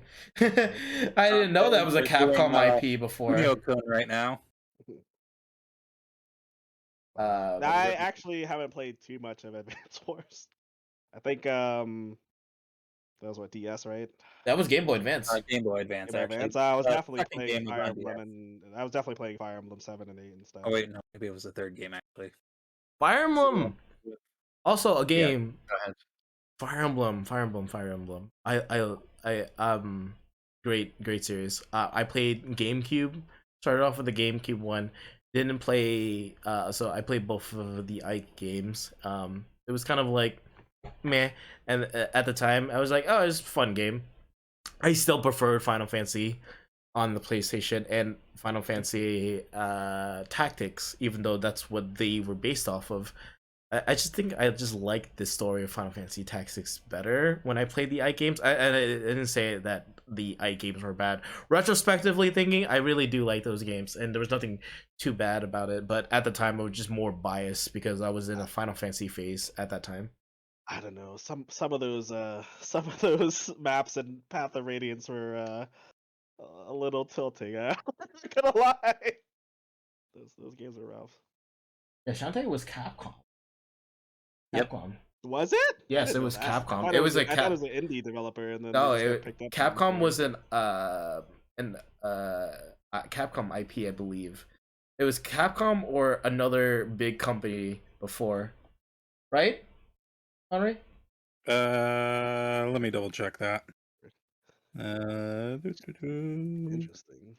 But the when Awakening came out was an amazing franchise, and people I know the really I've talked about this with Eddie. I'm sorry for doxing you, but I talked about it with him a lot. It was like, yeah, this like people the old Fire Emblem fans always crap about Awakening and how easy it is, but it literally saved the entire franchise from that was their closing game, and then they made Awakening. Absolutely, it was not in a good place after both of the Radiance games. Mm-hmm. Exactly. Radiant Dawn especially didn't do too well. Dude, my story of acquiring Radiant Dawn is like the funniest thing ever, because I bought my copy of Radiant Dawn for $5 at a Sears because I worked in said Sears, and one of my friends worked in electronics. Yeah, $5. They also had other stuff like I should have picked up all this stuff. They had like Suikoden 5 and like Crimson Tears and a bunch of other stuff. But nobody ever bought games from that place. So like I watched and like I was like, oh hey, there's a copy of Radiant Dawn, $50 though. I don't know. I don't really have that much money. I work at a pizza place. Like I don't have that kind of money. And then like one day I made it's Harold. Like my friend Harold. That's where I met him. He was also into like JRPGs, and like one day he was like rescanning everything. He was like, "Hey, bro, this game you keep looking at, it's $5." I'm like, $5? Give it to me.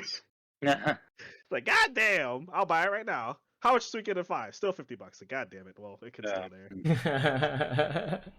All right. So just to clarify on Shantae's situation, turns out WayForward's always been the developer of that. Really? Capcom was originally the publisher. Oh, okay, it was they were the publisher. Okay, so yeah, I'm guessing WayForward's always owned the IP. Nice. Okay. Do they have like I know they do a lot of retro games. Do they have like Blaster Master Zero and I want to say Gunvolt? Do they have Gunvolt too?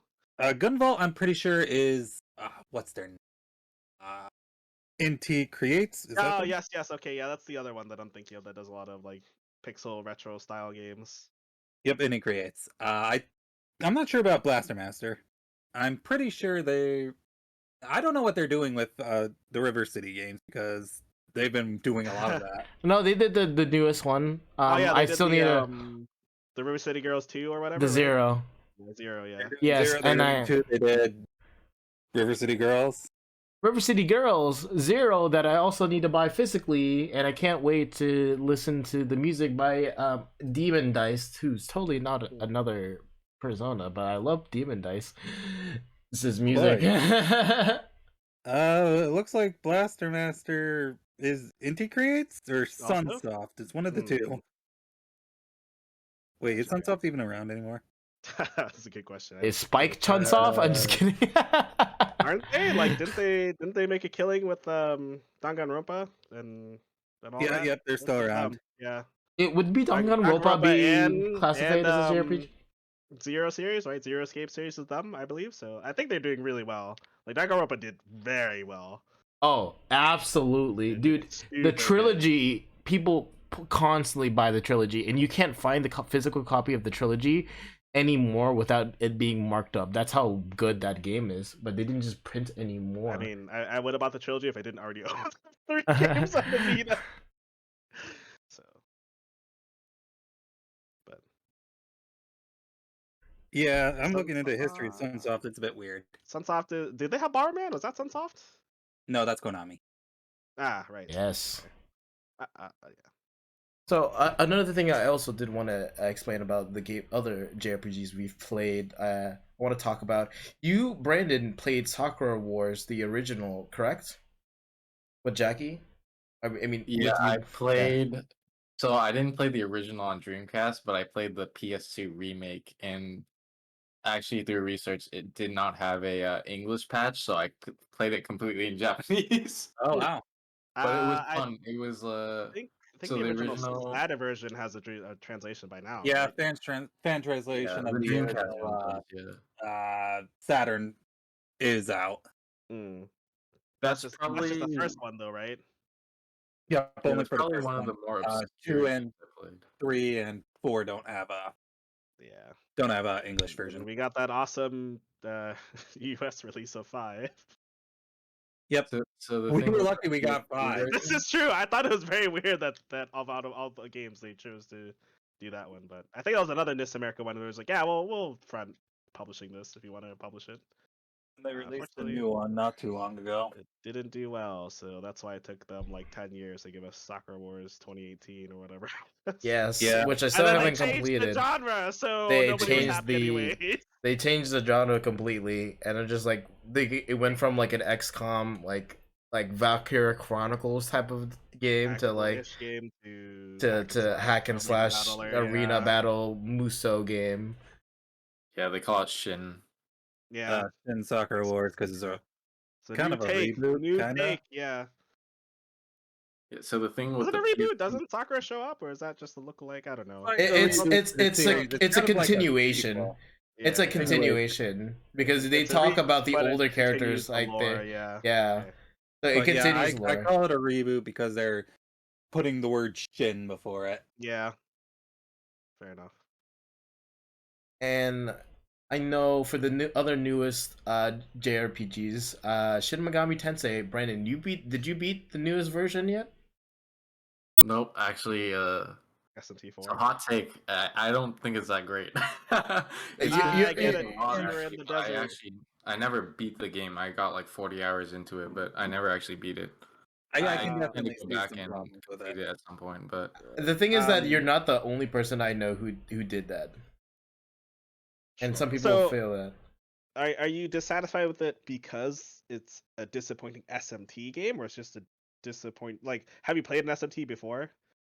Oh, you played the DS one, right? The SMT 3? Devil Trigger or Devil Trigger? No, like Journey. I never beat it. Oh, okay.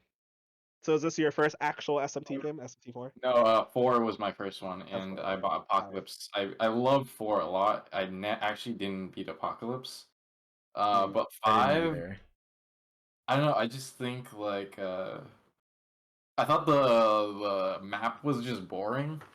It was just dunes and sands, and it didn't feel rewarding to like find items and stuff because you constantly got duplicates and other stuff. Yeah, I just thought the world was boring, to be honest, and that was a big turnoff for me.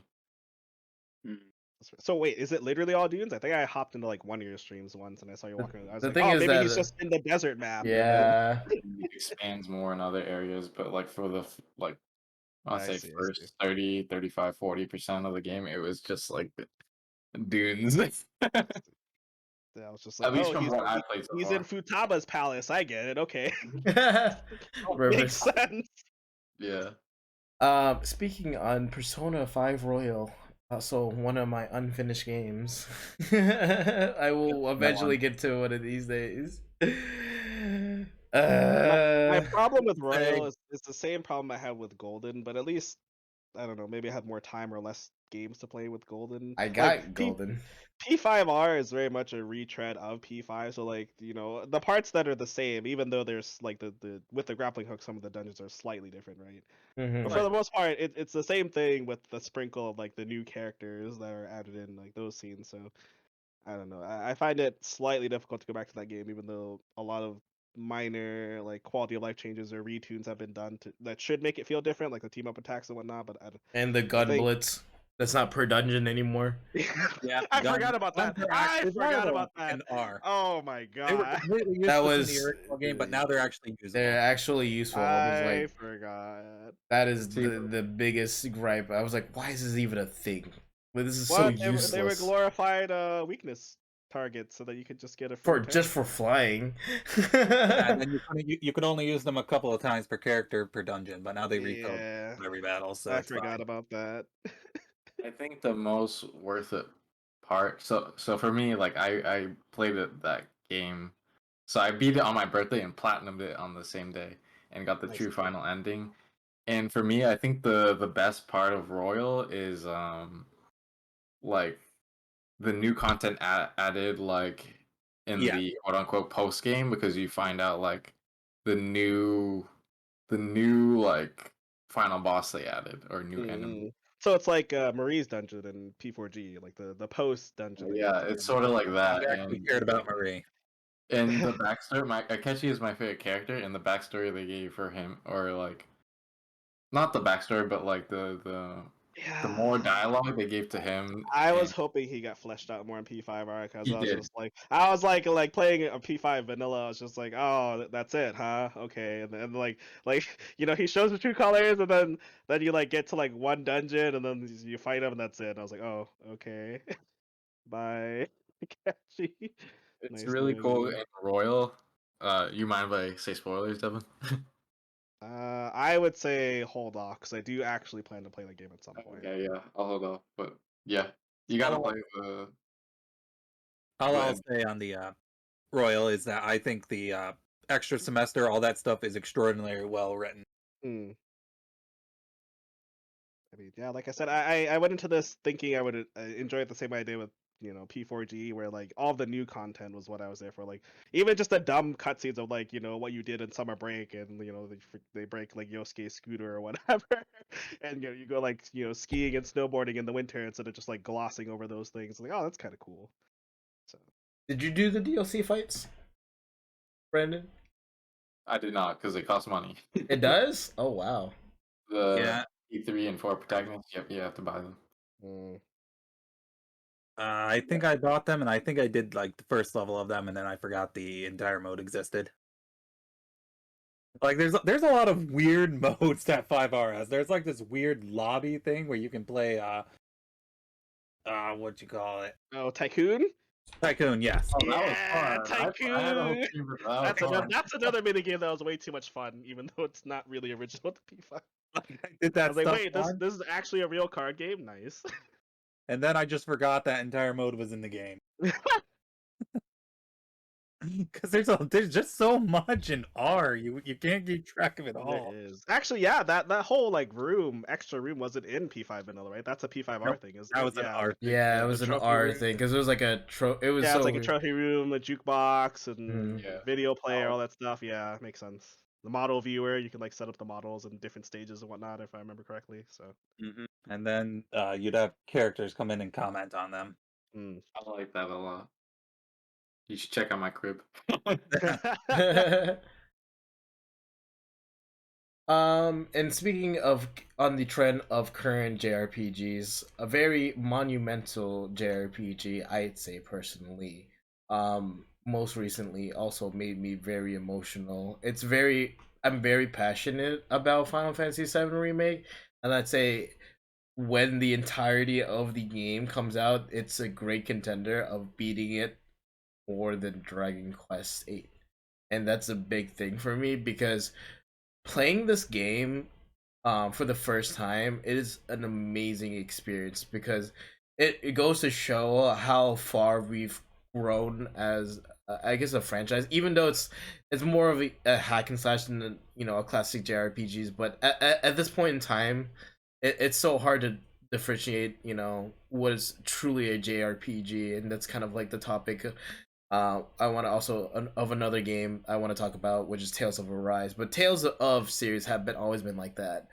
But going on the topic of Final Fantasy VII remake, um, I absolutely love this game and playing the integrate version, and I've cried like hard when it like Dragon Quest 11 has me cried multiple times, but this made me like depressed because it was just like I really love these characters so much, and then seeing them interact with each other, I absolutely love Final Fantasy VII remake because it really sparked like a memory, because even though I didn't highly regard it as like my favorite Final Fantasy game because it was 9, playing through 7 is like, dude, I was so much in the media of like Final Fantasy 7 because there's always stuff for Final Fantasy 7. You got DJ Cerberus, you got Crisis Core, you got the Event Children movie, which I watched a million times. I there was a time where I remember what they were saying in English as I was watching the Japanese dub, because I've seen that movie way too much, and then watching the Blu-ray version where they actually added more scenes was like such a treat to me, even though the movie is regarded as not that great. But for me, it was just pure fan service, and I loved every second about it.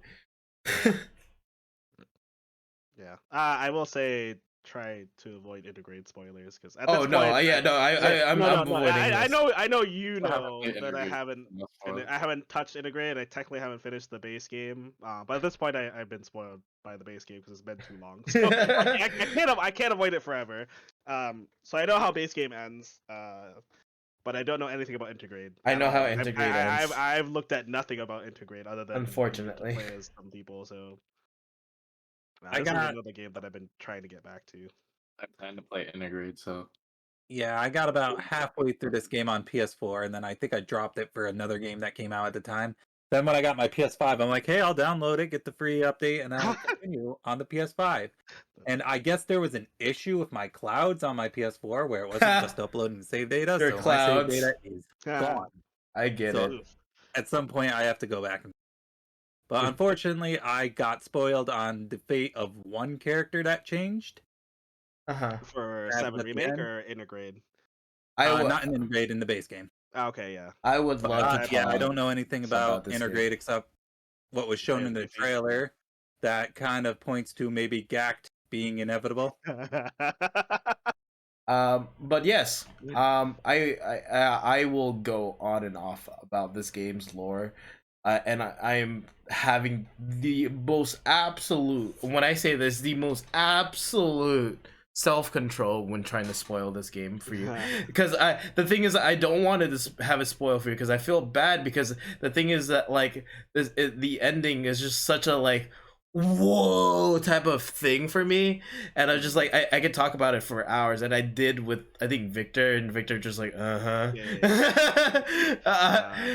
yeah, I mean, based off of what Anri said, like I applaud the fact that they're like willing to change things like that, like important things, other than just the gameplay is different, but it's still like a modern version of this game.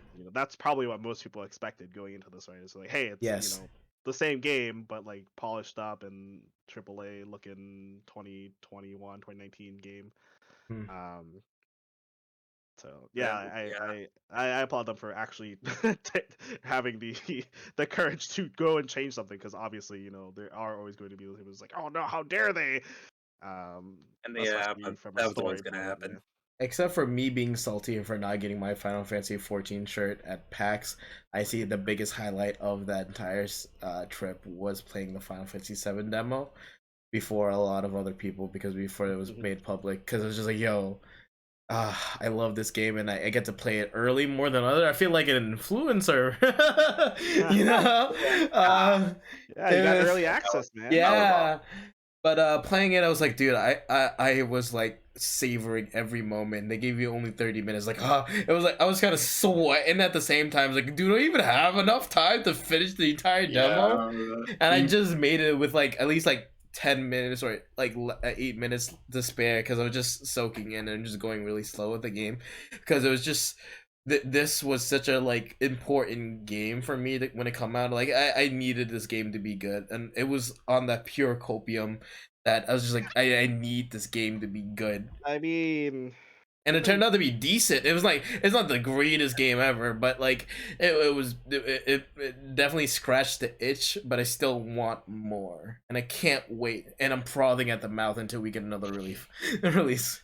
In like 3 Yeah, years. I felt the exact same way. Like I fell into that FF7 like hole because I played, so I was there with you. We both waited in line. We were both super hyped. We got the tickets early. We waited in line and we played the demo. It was awesome. Also, I wish I still had at those tickets. max. I remember that. Yeah, I also still wish I had those tickets. That was hella fun. Yeah, I still have Yeah, mine too. So, I- like, my yeah. experience with like FF7 is that like playing it at PAX, and then when the game came out, like I played it and beat it, the remake, and then I went back to play Crisis Core. I played and beat that, and then I beat Original 7 last year, and then I watched Advent Children movie after, so it kind of came to a hole. And I installed the First Soldier mobile game, but dropped it soon after just because it's like... I forgot that was a thing. I forgot that was a thing. First Soldier came out. But what was it, recently they released the logo for, was it the 30th anniversary? Yes, where they celebrated the Kingdom Hearts thing. No. A couple months back, I remember I posted the logo here with Zach, Sephiroth, and Cloud for FF7, their anniversary. Oh, their There is anniversary. Another mobile project. I can't remember what they called it. It was First Soldier. That was the one I was talking about. no, something Crisis. Hold on, let me look it up. Oh, Ever Oh, Crisis. Ever Crisis. Ever Crisis. Yep, that's it. Yeah. They are, I do feel like they're milking 7, like they kind of did. They I milk mean, 7 they a always lot. have. They They always always have. They always have. It's always been a I thing. It's enjoyed my their. experience in that- It in is that their experience. Gundam Wing. It is their. I mean, Gundam Wing's only milked in the U.S. because it's the True. first one we got. Like, it's not that popular in Japan. Japan's very much a UC. Oh, 100% actually. Yeah. I would love to talk about Gundam also. I feel like you ask any fan in Japan, they'll probably be like Zeta Gundam. Like that's universally the one that generally people go to, which is True. fair because it's very good. Yeah, that's Victor's favorite. I have to say I love Wing, but watching Gundam 007 is amazing. Anyway, off topic of JRPGs. I don't want. I can't. Wing Story is garbage. I hate Wing Story. that's it. The designs are cool. I hate the story. Yeah, the story in 007 is really good. So it's just like, the movie was kind of dumb. I didn't need to see the movie.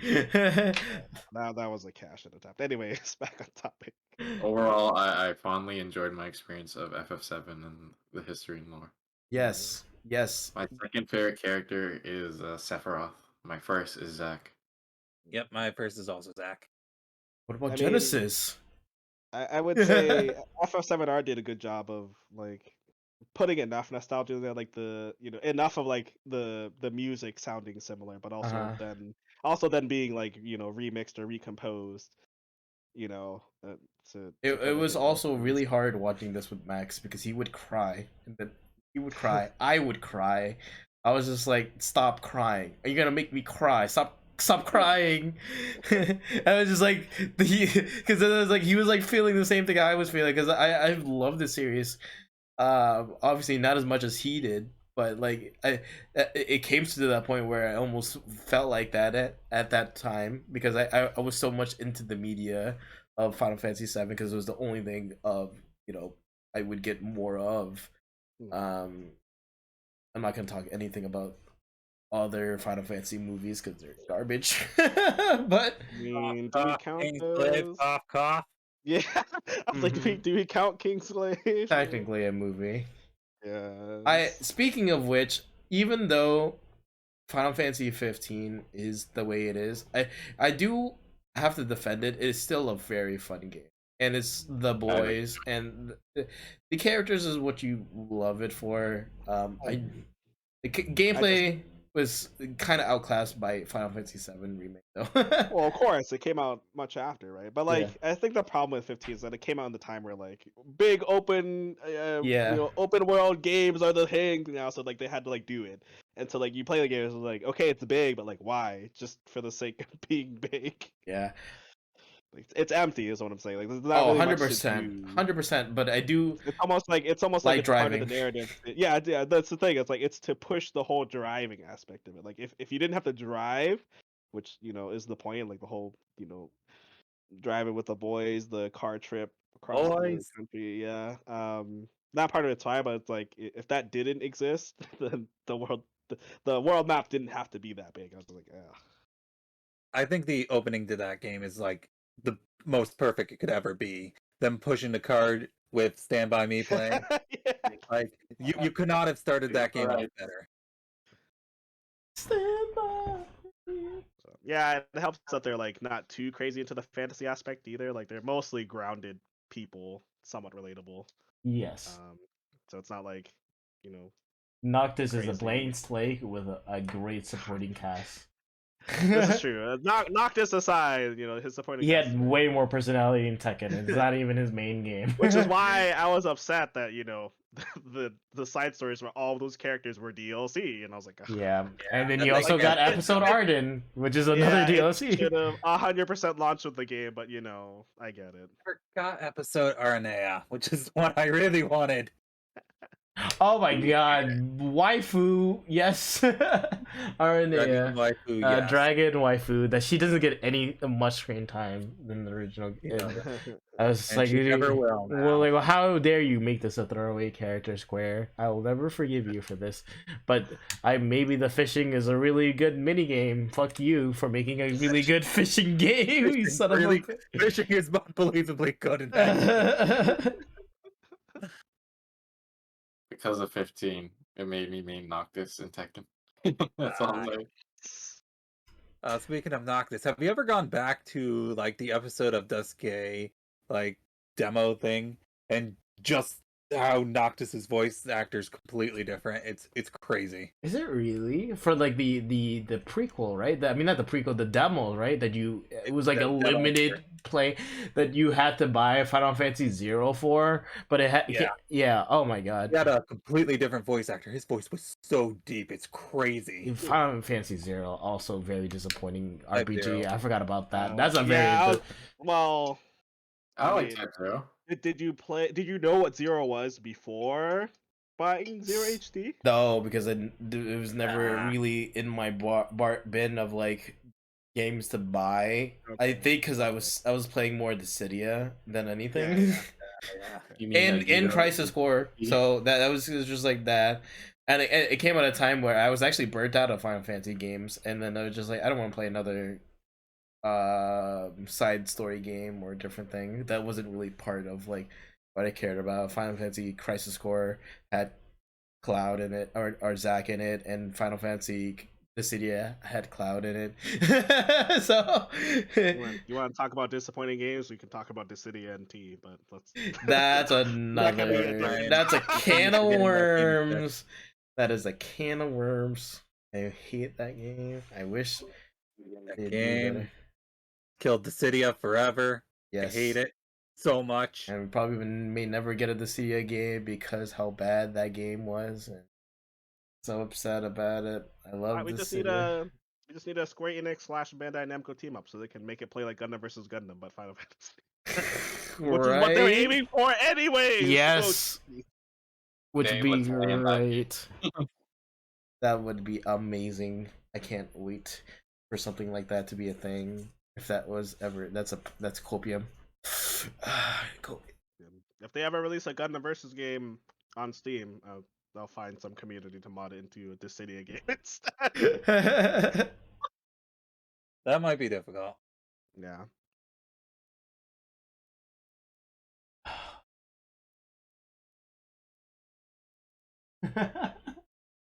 Well, I think we reached our time point. I mean, unless anyone anything to say, I feel like we dug a really good like dent into the subject, as well expand into other games, which I was really hoping to.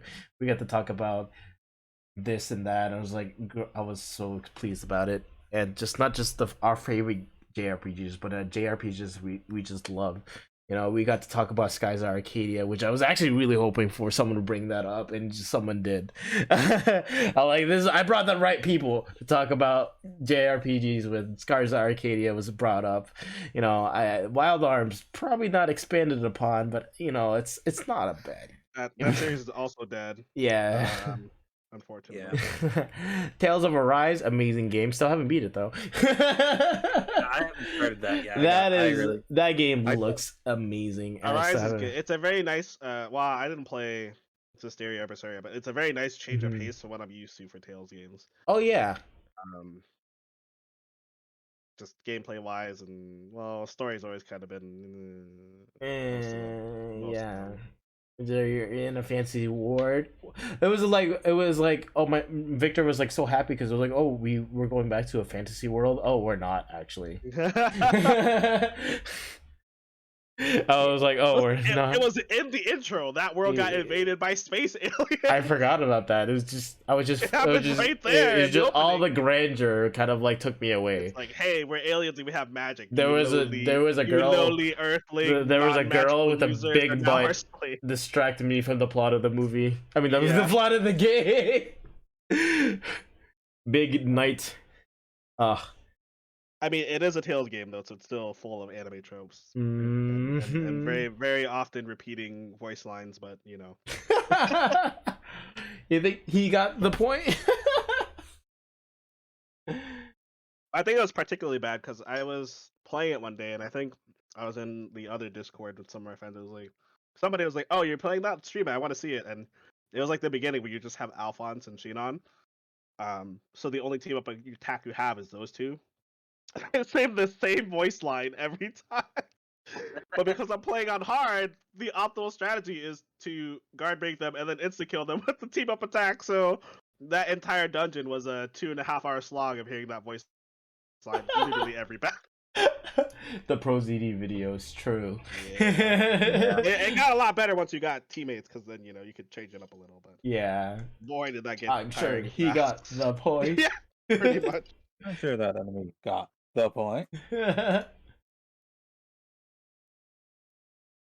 being said, it is full of tropes, and I kind of already have an idea of where the story is going to go. It's kind of obvious, I would say. But we'll see. Maybe I'll be pleasantly surprised. The Tails trope is that there's a traitor in the group. So much that Excelia had a character that literally is like, "Hey guys, I'm known to be a traitor," and he does it several times. And the party just keeps my machinations lay undetected. It's like, "Hey guys, I turned you into the police. Get wrecked." And then they escape the police, and he's like, "Hey, fancy seeing you guys here. Mind if I join the party?" He's like, I don't know. You kind of handed us in last time, but we'll give you one more shot. God. And then he does it again. It's just like, good old Alvin. He's gonna do it again, isn't he? And I was just like, why? Why do you keep welcoming him back? The worst. I hate this. Oh my god, the new Caleb City video. Come on, bro. The writer likes him. Oh, I'm sorry, sir. You are now gang. Are you hurt? Let me. Threw my turtle off the Eiffel Tower and it hit somebody and killed that guy immediately. Yeah, he cut off my leg. I'm sorry, sir. You are now gang. that Maybe we're not so different after. I had to eat boxes to cure the hunger. Oh, Amazon? Nah. FedEx. Ooh. Oh my god. I love that. because the writer likes them. I was like, damn, that's too true though. that's anime tropes. That's like JRPG trope. You are now gay. Welcome to our party. Oh my god. All right. So I feel like we really did well with this podcast. Our favorite games. Go ahead and run them down. We got Anri with Chrono Trigger, classic of classic. Burandin with crap. Go ahead, Wow. Wow. DQ11S. DQ11S. 11S. I just forgot. The Dragon Quest is like, oh, we both have the same type of franchise. Because I didn't want to dwell more about that because it's just like, oh god, I'm pretty sure they know what my favorite game is. I mean, Who would have thought? I was waiting for you to throw us a waiting for a loop. Yeah, like, haha, that was a joke. I actually like Akira's trip. I actually like time and eternity. I bet none of you heard that. Oh my god. Well, I'm glad you guys got to experience that. I was mesmerized because I'm just like, what am I looking at? It's literally an anime. Maybe for the memes one day I'll pull it out and just finish it. See if it is really just preventing your own assassination 6 times. Wondering why everybody in the world doesn't want you to marry this girl. So we got Chrono Trigger, we got Dragon Quest 11. Okay, I was like, did you already forget again? Dragon Quest 11S Echoes of an Elusive Age Definitive Edition. On the Nintendo Switch. On the Nintendo Switch. Released in August of 2020. No, not the AMSR. Not the AMSR. Final Fantasy X and Dragon Quest 8. So, Here. So Square Enix clearly, Yeah. the winner of it. Who would have thought that Square Enix picks 10 them? million RPGs. Yeah. It's bound to happen. Yeah. I mean, for every good Square Enix RPG, there's a questionable one. I wouldn't say bad because not all of them are bad, but Yeah. some of them are kind of questionable. Ugh, when they were still Squaresoft, they made a lot of weird games. I mean, props to them for trying the really weird ideas. Yeah. If they didn't do that, we Yeah. wouldn't have stuff like Brave Fencer Musashi or Threads of Fate. Oh yeah. or And some we other wouldn't be stuff getting like Date that. Alive. What is it called again? Alive Alive. Oh yeah, I forgot that they're actually releasing. Oh, Valkyria Profile, newer version, Valkyrie right? Profile. Yes. Well, that looks a little rough right now. Yeah, They need the to older fix it one. up I a was little. more referencing that one. I Yeah, gotta try Profile sometime. the original one, right? Not the Not the new one. Yeah. Not the new one. Technically, Mario RPG, also Squaresoft as well. Really amazing game. What became Paper Mario? What became Yes. Paper Mario, Mario. exactly. Which was great, and then Thousand Year Door was even better. And then Super Paper Mario was great, but not for the same reason. that branched off into Mario and Luigi's story, right? Sort of. I was okay with like the first 3 games of Mario and Luigi, but once Dream Team came around, I was kind of falling off on it.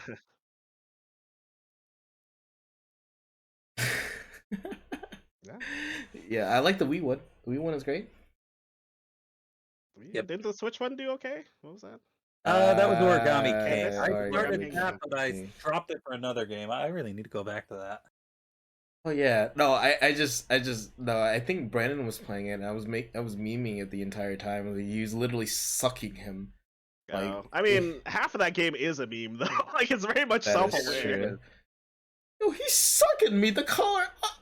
That's the good Oh, suck. that's Color Splash. That was Yeah, Color Splash. No, oh, that was Color Splash, not Stickers. Origami King. I was thinking Color Splash because they were like literally sucking the color out of everything. They literally do it with straws. Like, yeah, I was like, this is very suggestive, and I don't like. I find it very funny, and I don't know if they were trying to go for that, but it's very funny that it is going that way. Yeah, I'm so glad that we got to sit here and talk about JRPGs. I don't know what our timestamp is. Our intro got ruined, our like 10-minute intro because I'm just dumb. Yeah, It won't got happen to next 15 time. minutes. It's a little over 2 hours, so not bad. All right, we did a great job. We went over time, but it's fine. I think we did what we wanted, and I'm glad we enjoyed it. Would you guys say? So I also wanted to go ahead and for the next episode, I wanted to do some polls or just get some suggestions in the Discord. I I don't know how you guys feel. Would you say Elden Ring is a very good subject I want to go ahead and talk about? Maybe next stream, maybe VTubers we love, because I don't know if you guys watch as much. I don't know Brandon watches as much VTubers. Nope. But maybe we get some guest stars in here, Like, people he's who not going are to be a guest on VTubers. the next show. Just kidding. Or maybe Okay, we'll nudge, do. nudge. Ryuki, you still in chat? Yeah, we Oh, just replace Brandon with Yumaki. There we go. Oh yeah, yeah. Is she free There for a you go. podcast? Is Yumaki free for a podcast? That's good. We get the Yumaki podcast. You know, talk about VTubers, our favorite VTubers. HoloLive. I would love to talk about Elden Ring. Maybe we can do fighting games. Win DNF. Oh, I would absolutely love. I This think weekend? yes, This weekend? beta this weekend. Actually, I think that's what I think. Yeah, the DNF duel beta is this weekend. I think that's what the next episode. I think it should be definitely dedicated to DNF duel. Definitely, guys, take the time to try DNF duel. It is a fun See game. if I can. I have plans. It's going for 4 days. It's an amazing game. You really feel strong when you play that game, and it's so fun. And I wish that when Eddie and I played that game, we enjoyed our entire time playing that. I was getting my ass kicked by fucking Kasune Miku Dragon Girl, but it was so fun, and it was. She's apparently not even that good. She's not. Everybody It's else. funny. Oh, Ghostwire Tokyo. I don't think I've played the Ghostwire Tokyo, but I haven't played that actually love the yokai. Anything yokai, because it's like except for yokai, but like the I watch. That's Bethesda, right? Yeah, that's Bethesda. Yeah. Oh wait, Ghostwire Tokyo. Yep. I think they dropped. I think they dropped. Bethesda. I don't think it's no longer Bethesda. No, I thought Bethesda still made it. It's still just PlayStation exclusive because of DLC. I'll double check. Ghostwire Tokyo. Yeah, it still says it's under Bethesda. Is still Bethesda. Yep. Or wait, no. The developer is Tango. Bethesda's the publisher, so I Bethesda see. still published it. I see. But yeah, great games came out. That Seafood. game's already good because you can pet the doggos. So yes, by default, it is good. 20 It's not, out of 10 game. it's not controlled by the doggo. Instead, it is you can pet the doggo. Doggo. Not many games will let you do that. That truth. Unless Okami, you are the doggo. Yeah. Not really a doggo, but yeah. You can pet the doggo in Rise, right? Right? Yeah. Yes, you can. You can pet the dog. Oh yes, Monster Hunter Rise, best game ever because you can pet the dog. 100% agree with that. But yes, I definitely look forward. I'm gonna go ahead and be streaming DNF Duel as much as I can when that comes out. With the June 22nd. no, it's this Friday. It's tomorrow. No, the actual release. Oh, did you? Oh, absolutely. Yeah, I think it's June. I can't wait for that game to come out. I'll be streaming it all day as much as I can. I love DNF Duel. I think the next episode should be DNF Duel. We can also save it for later and savor the time with the even DNF Duel. But yeah, I mean that could possibly wait until after release. yes, Because we're still playing a beta version of it technically. Yeah. So I will say, looking at the change list, I'm glad that they're literally just over 2D the characters. even dude, more. they are. Like- It's insane. I love that they're just embracing the sheer insanity of it and just like, nah, make it even better. And I was like, why? I love it, but why? I'll have to hop on that train. Yeah, that game. It's very simplistic style game. kind of similar to Power Rangers. Maybe not as that simple, but they're not very complex inputs. So you'll learn all the moves quickly, and then you'll start to figure out how to piece it together quickly. Oh, Broken Bond. Tell I me don't it's think a I better played that grandma. game. But speaking of Naruto games, no, I always get whooped by Eddie in the Naruto game. That's just GNT4. I have legacy knowledge in that game, so I every want to run back on that. every match in that game is a knowledge check. I will definitely. How much about rematch. that game do you know that I do? Then unfortunately, with like 4 or 5 years of my build into that game, unless you're playing the redo, the retuned version on PC, that might be different enough that I can't cheese my way through. Yeah, I think it was definitely messing with. Oh yeah, because he's probably used to the GameCube version, and I don't think he looked at like any change logs. I mean, granted, it's probably a lot to look at for change logs. So, but yeah, I will definitely do a poll to see what we want to do for the next episode. If there's any suggestions before I make the poll, I'd really appreciate it. And you guys could talk it in the general chat. You can do link for the Discord is within the about down below. I will go ahead and post this episode of the podcast on the YouTubes as fast as I can, and ripping out the beginning because we were silent for 10 minutes. But yeah, I will go ahead and post this on YouTube. And that will be the first episode of the Mana Points podcast. And thank you so much for our guests today, Anri, Burandin, and Eddie. Thank you for coming up on the show.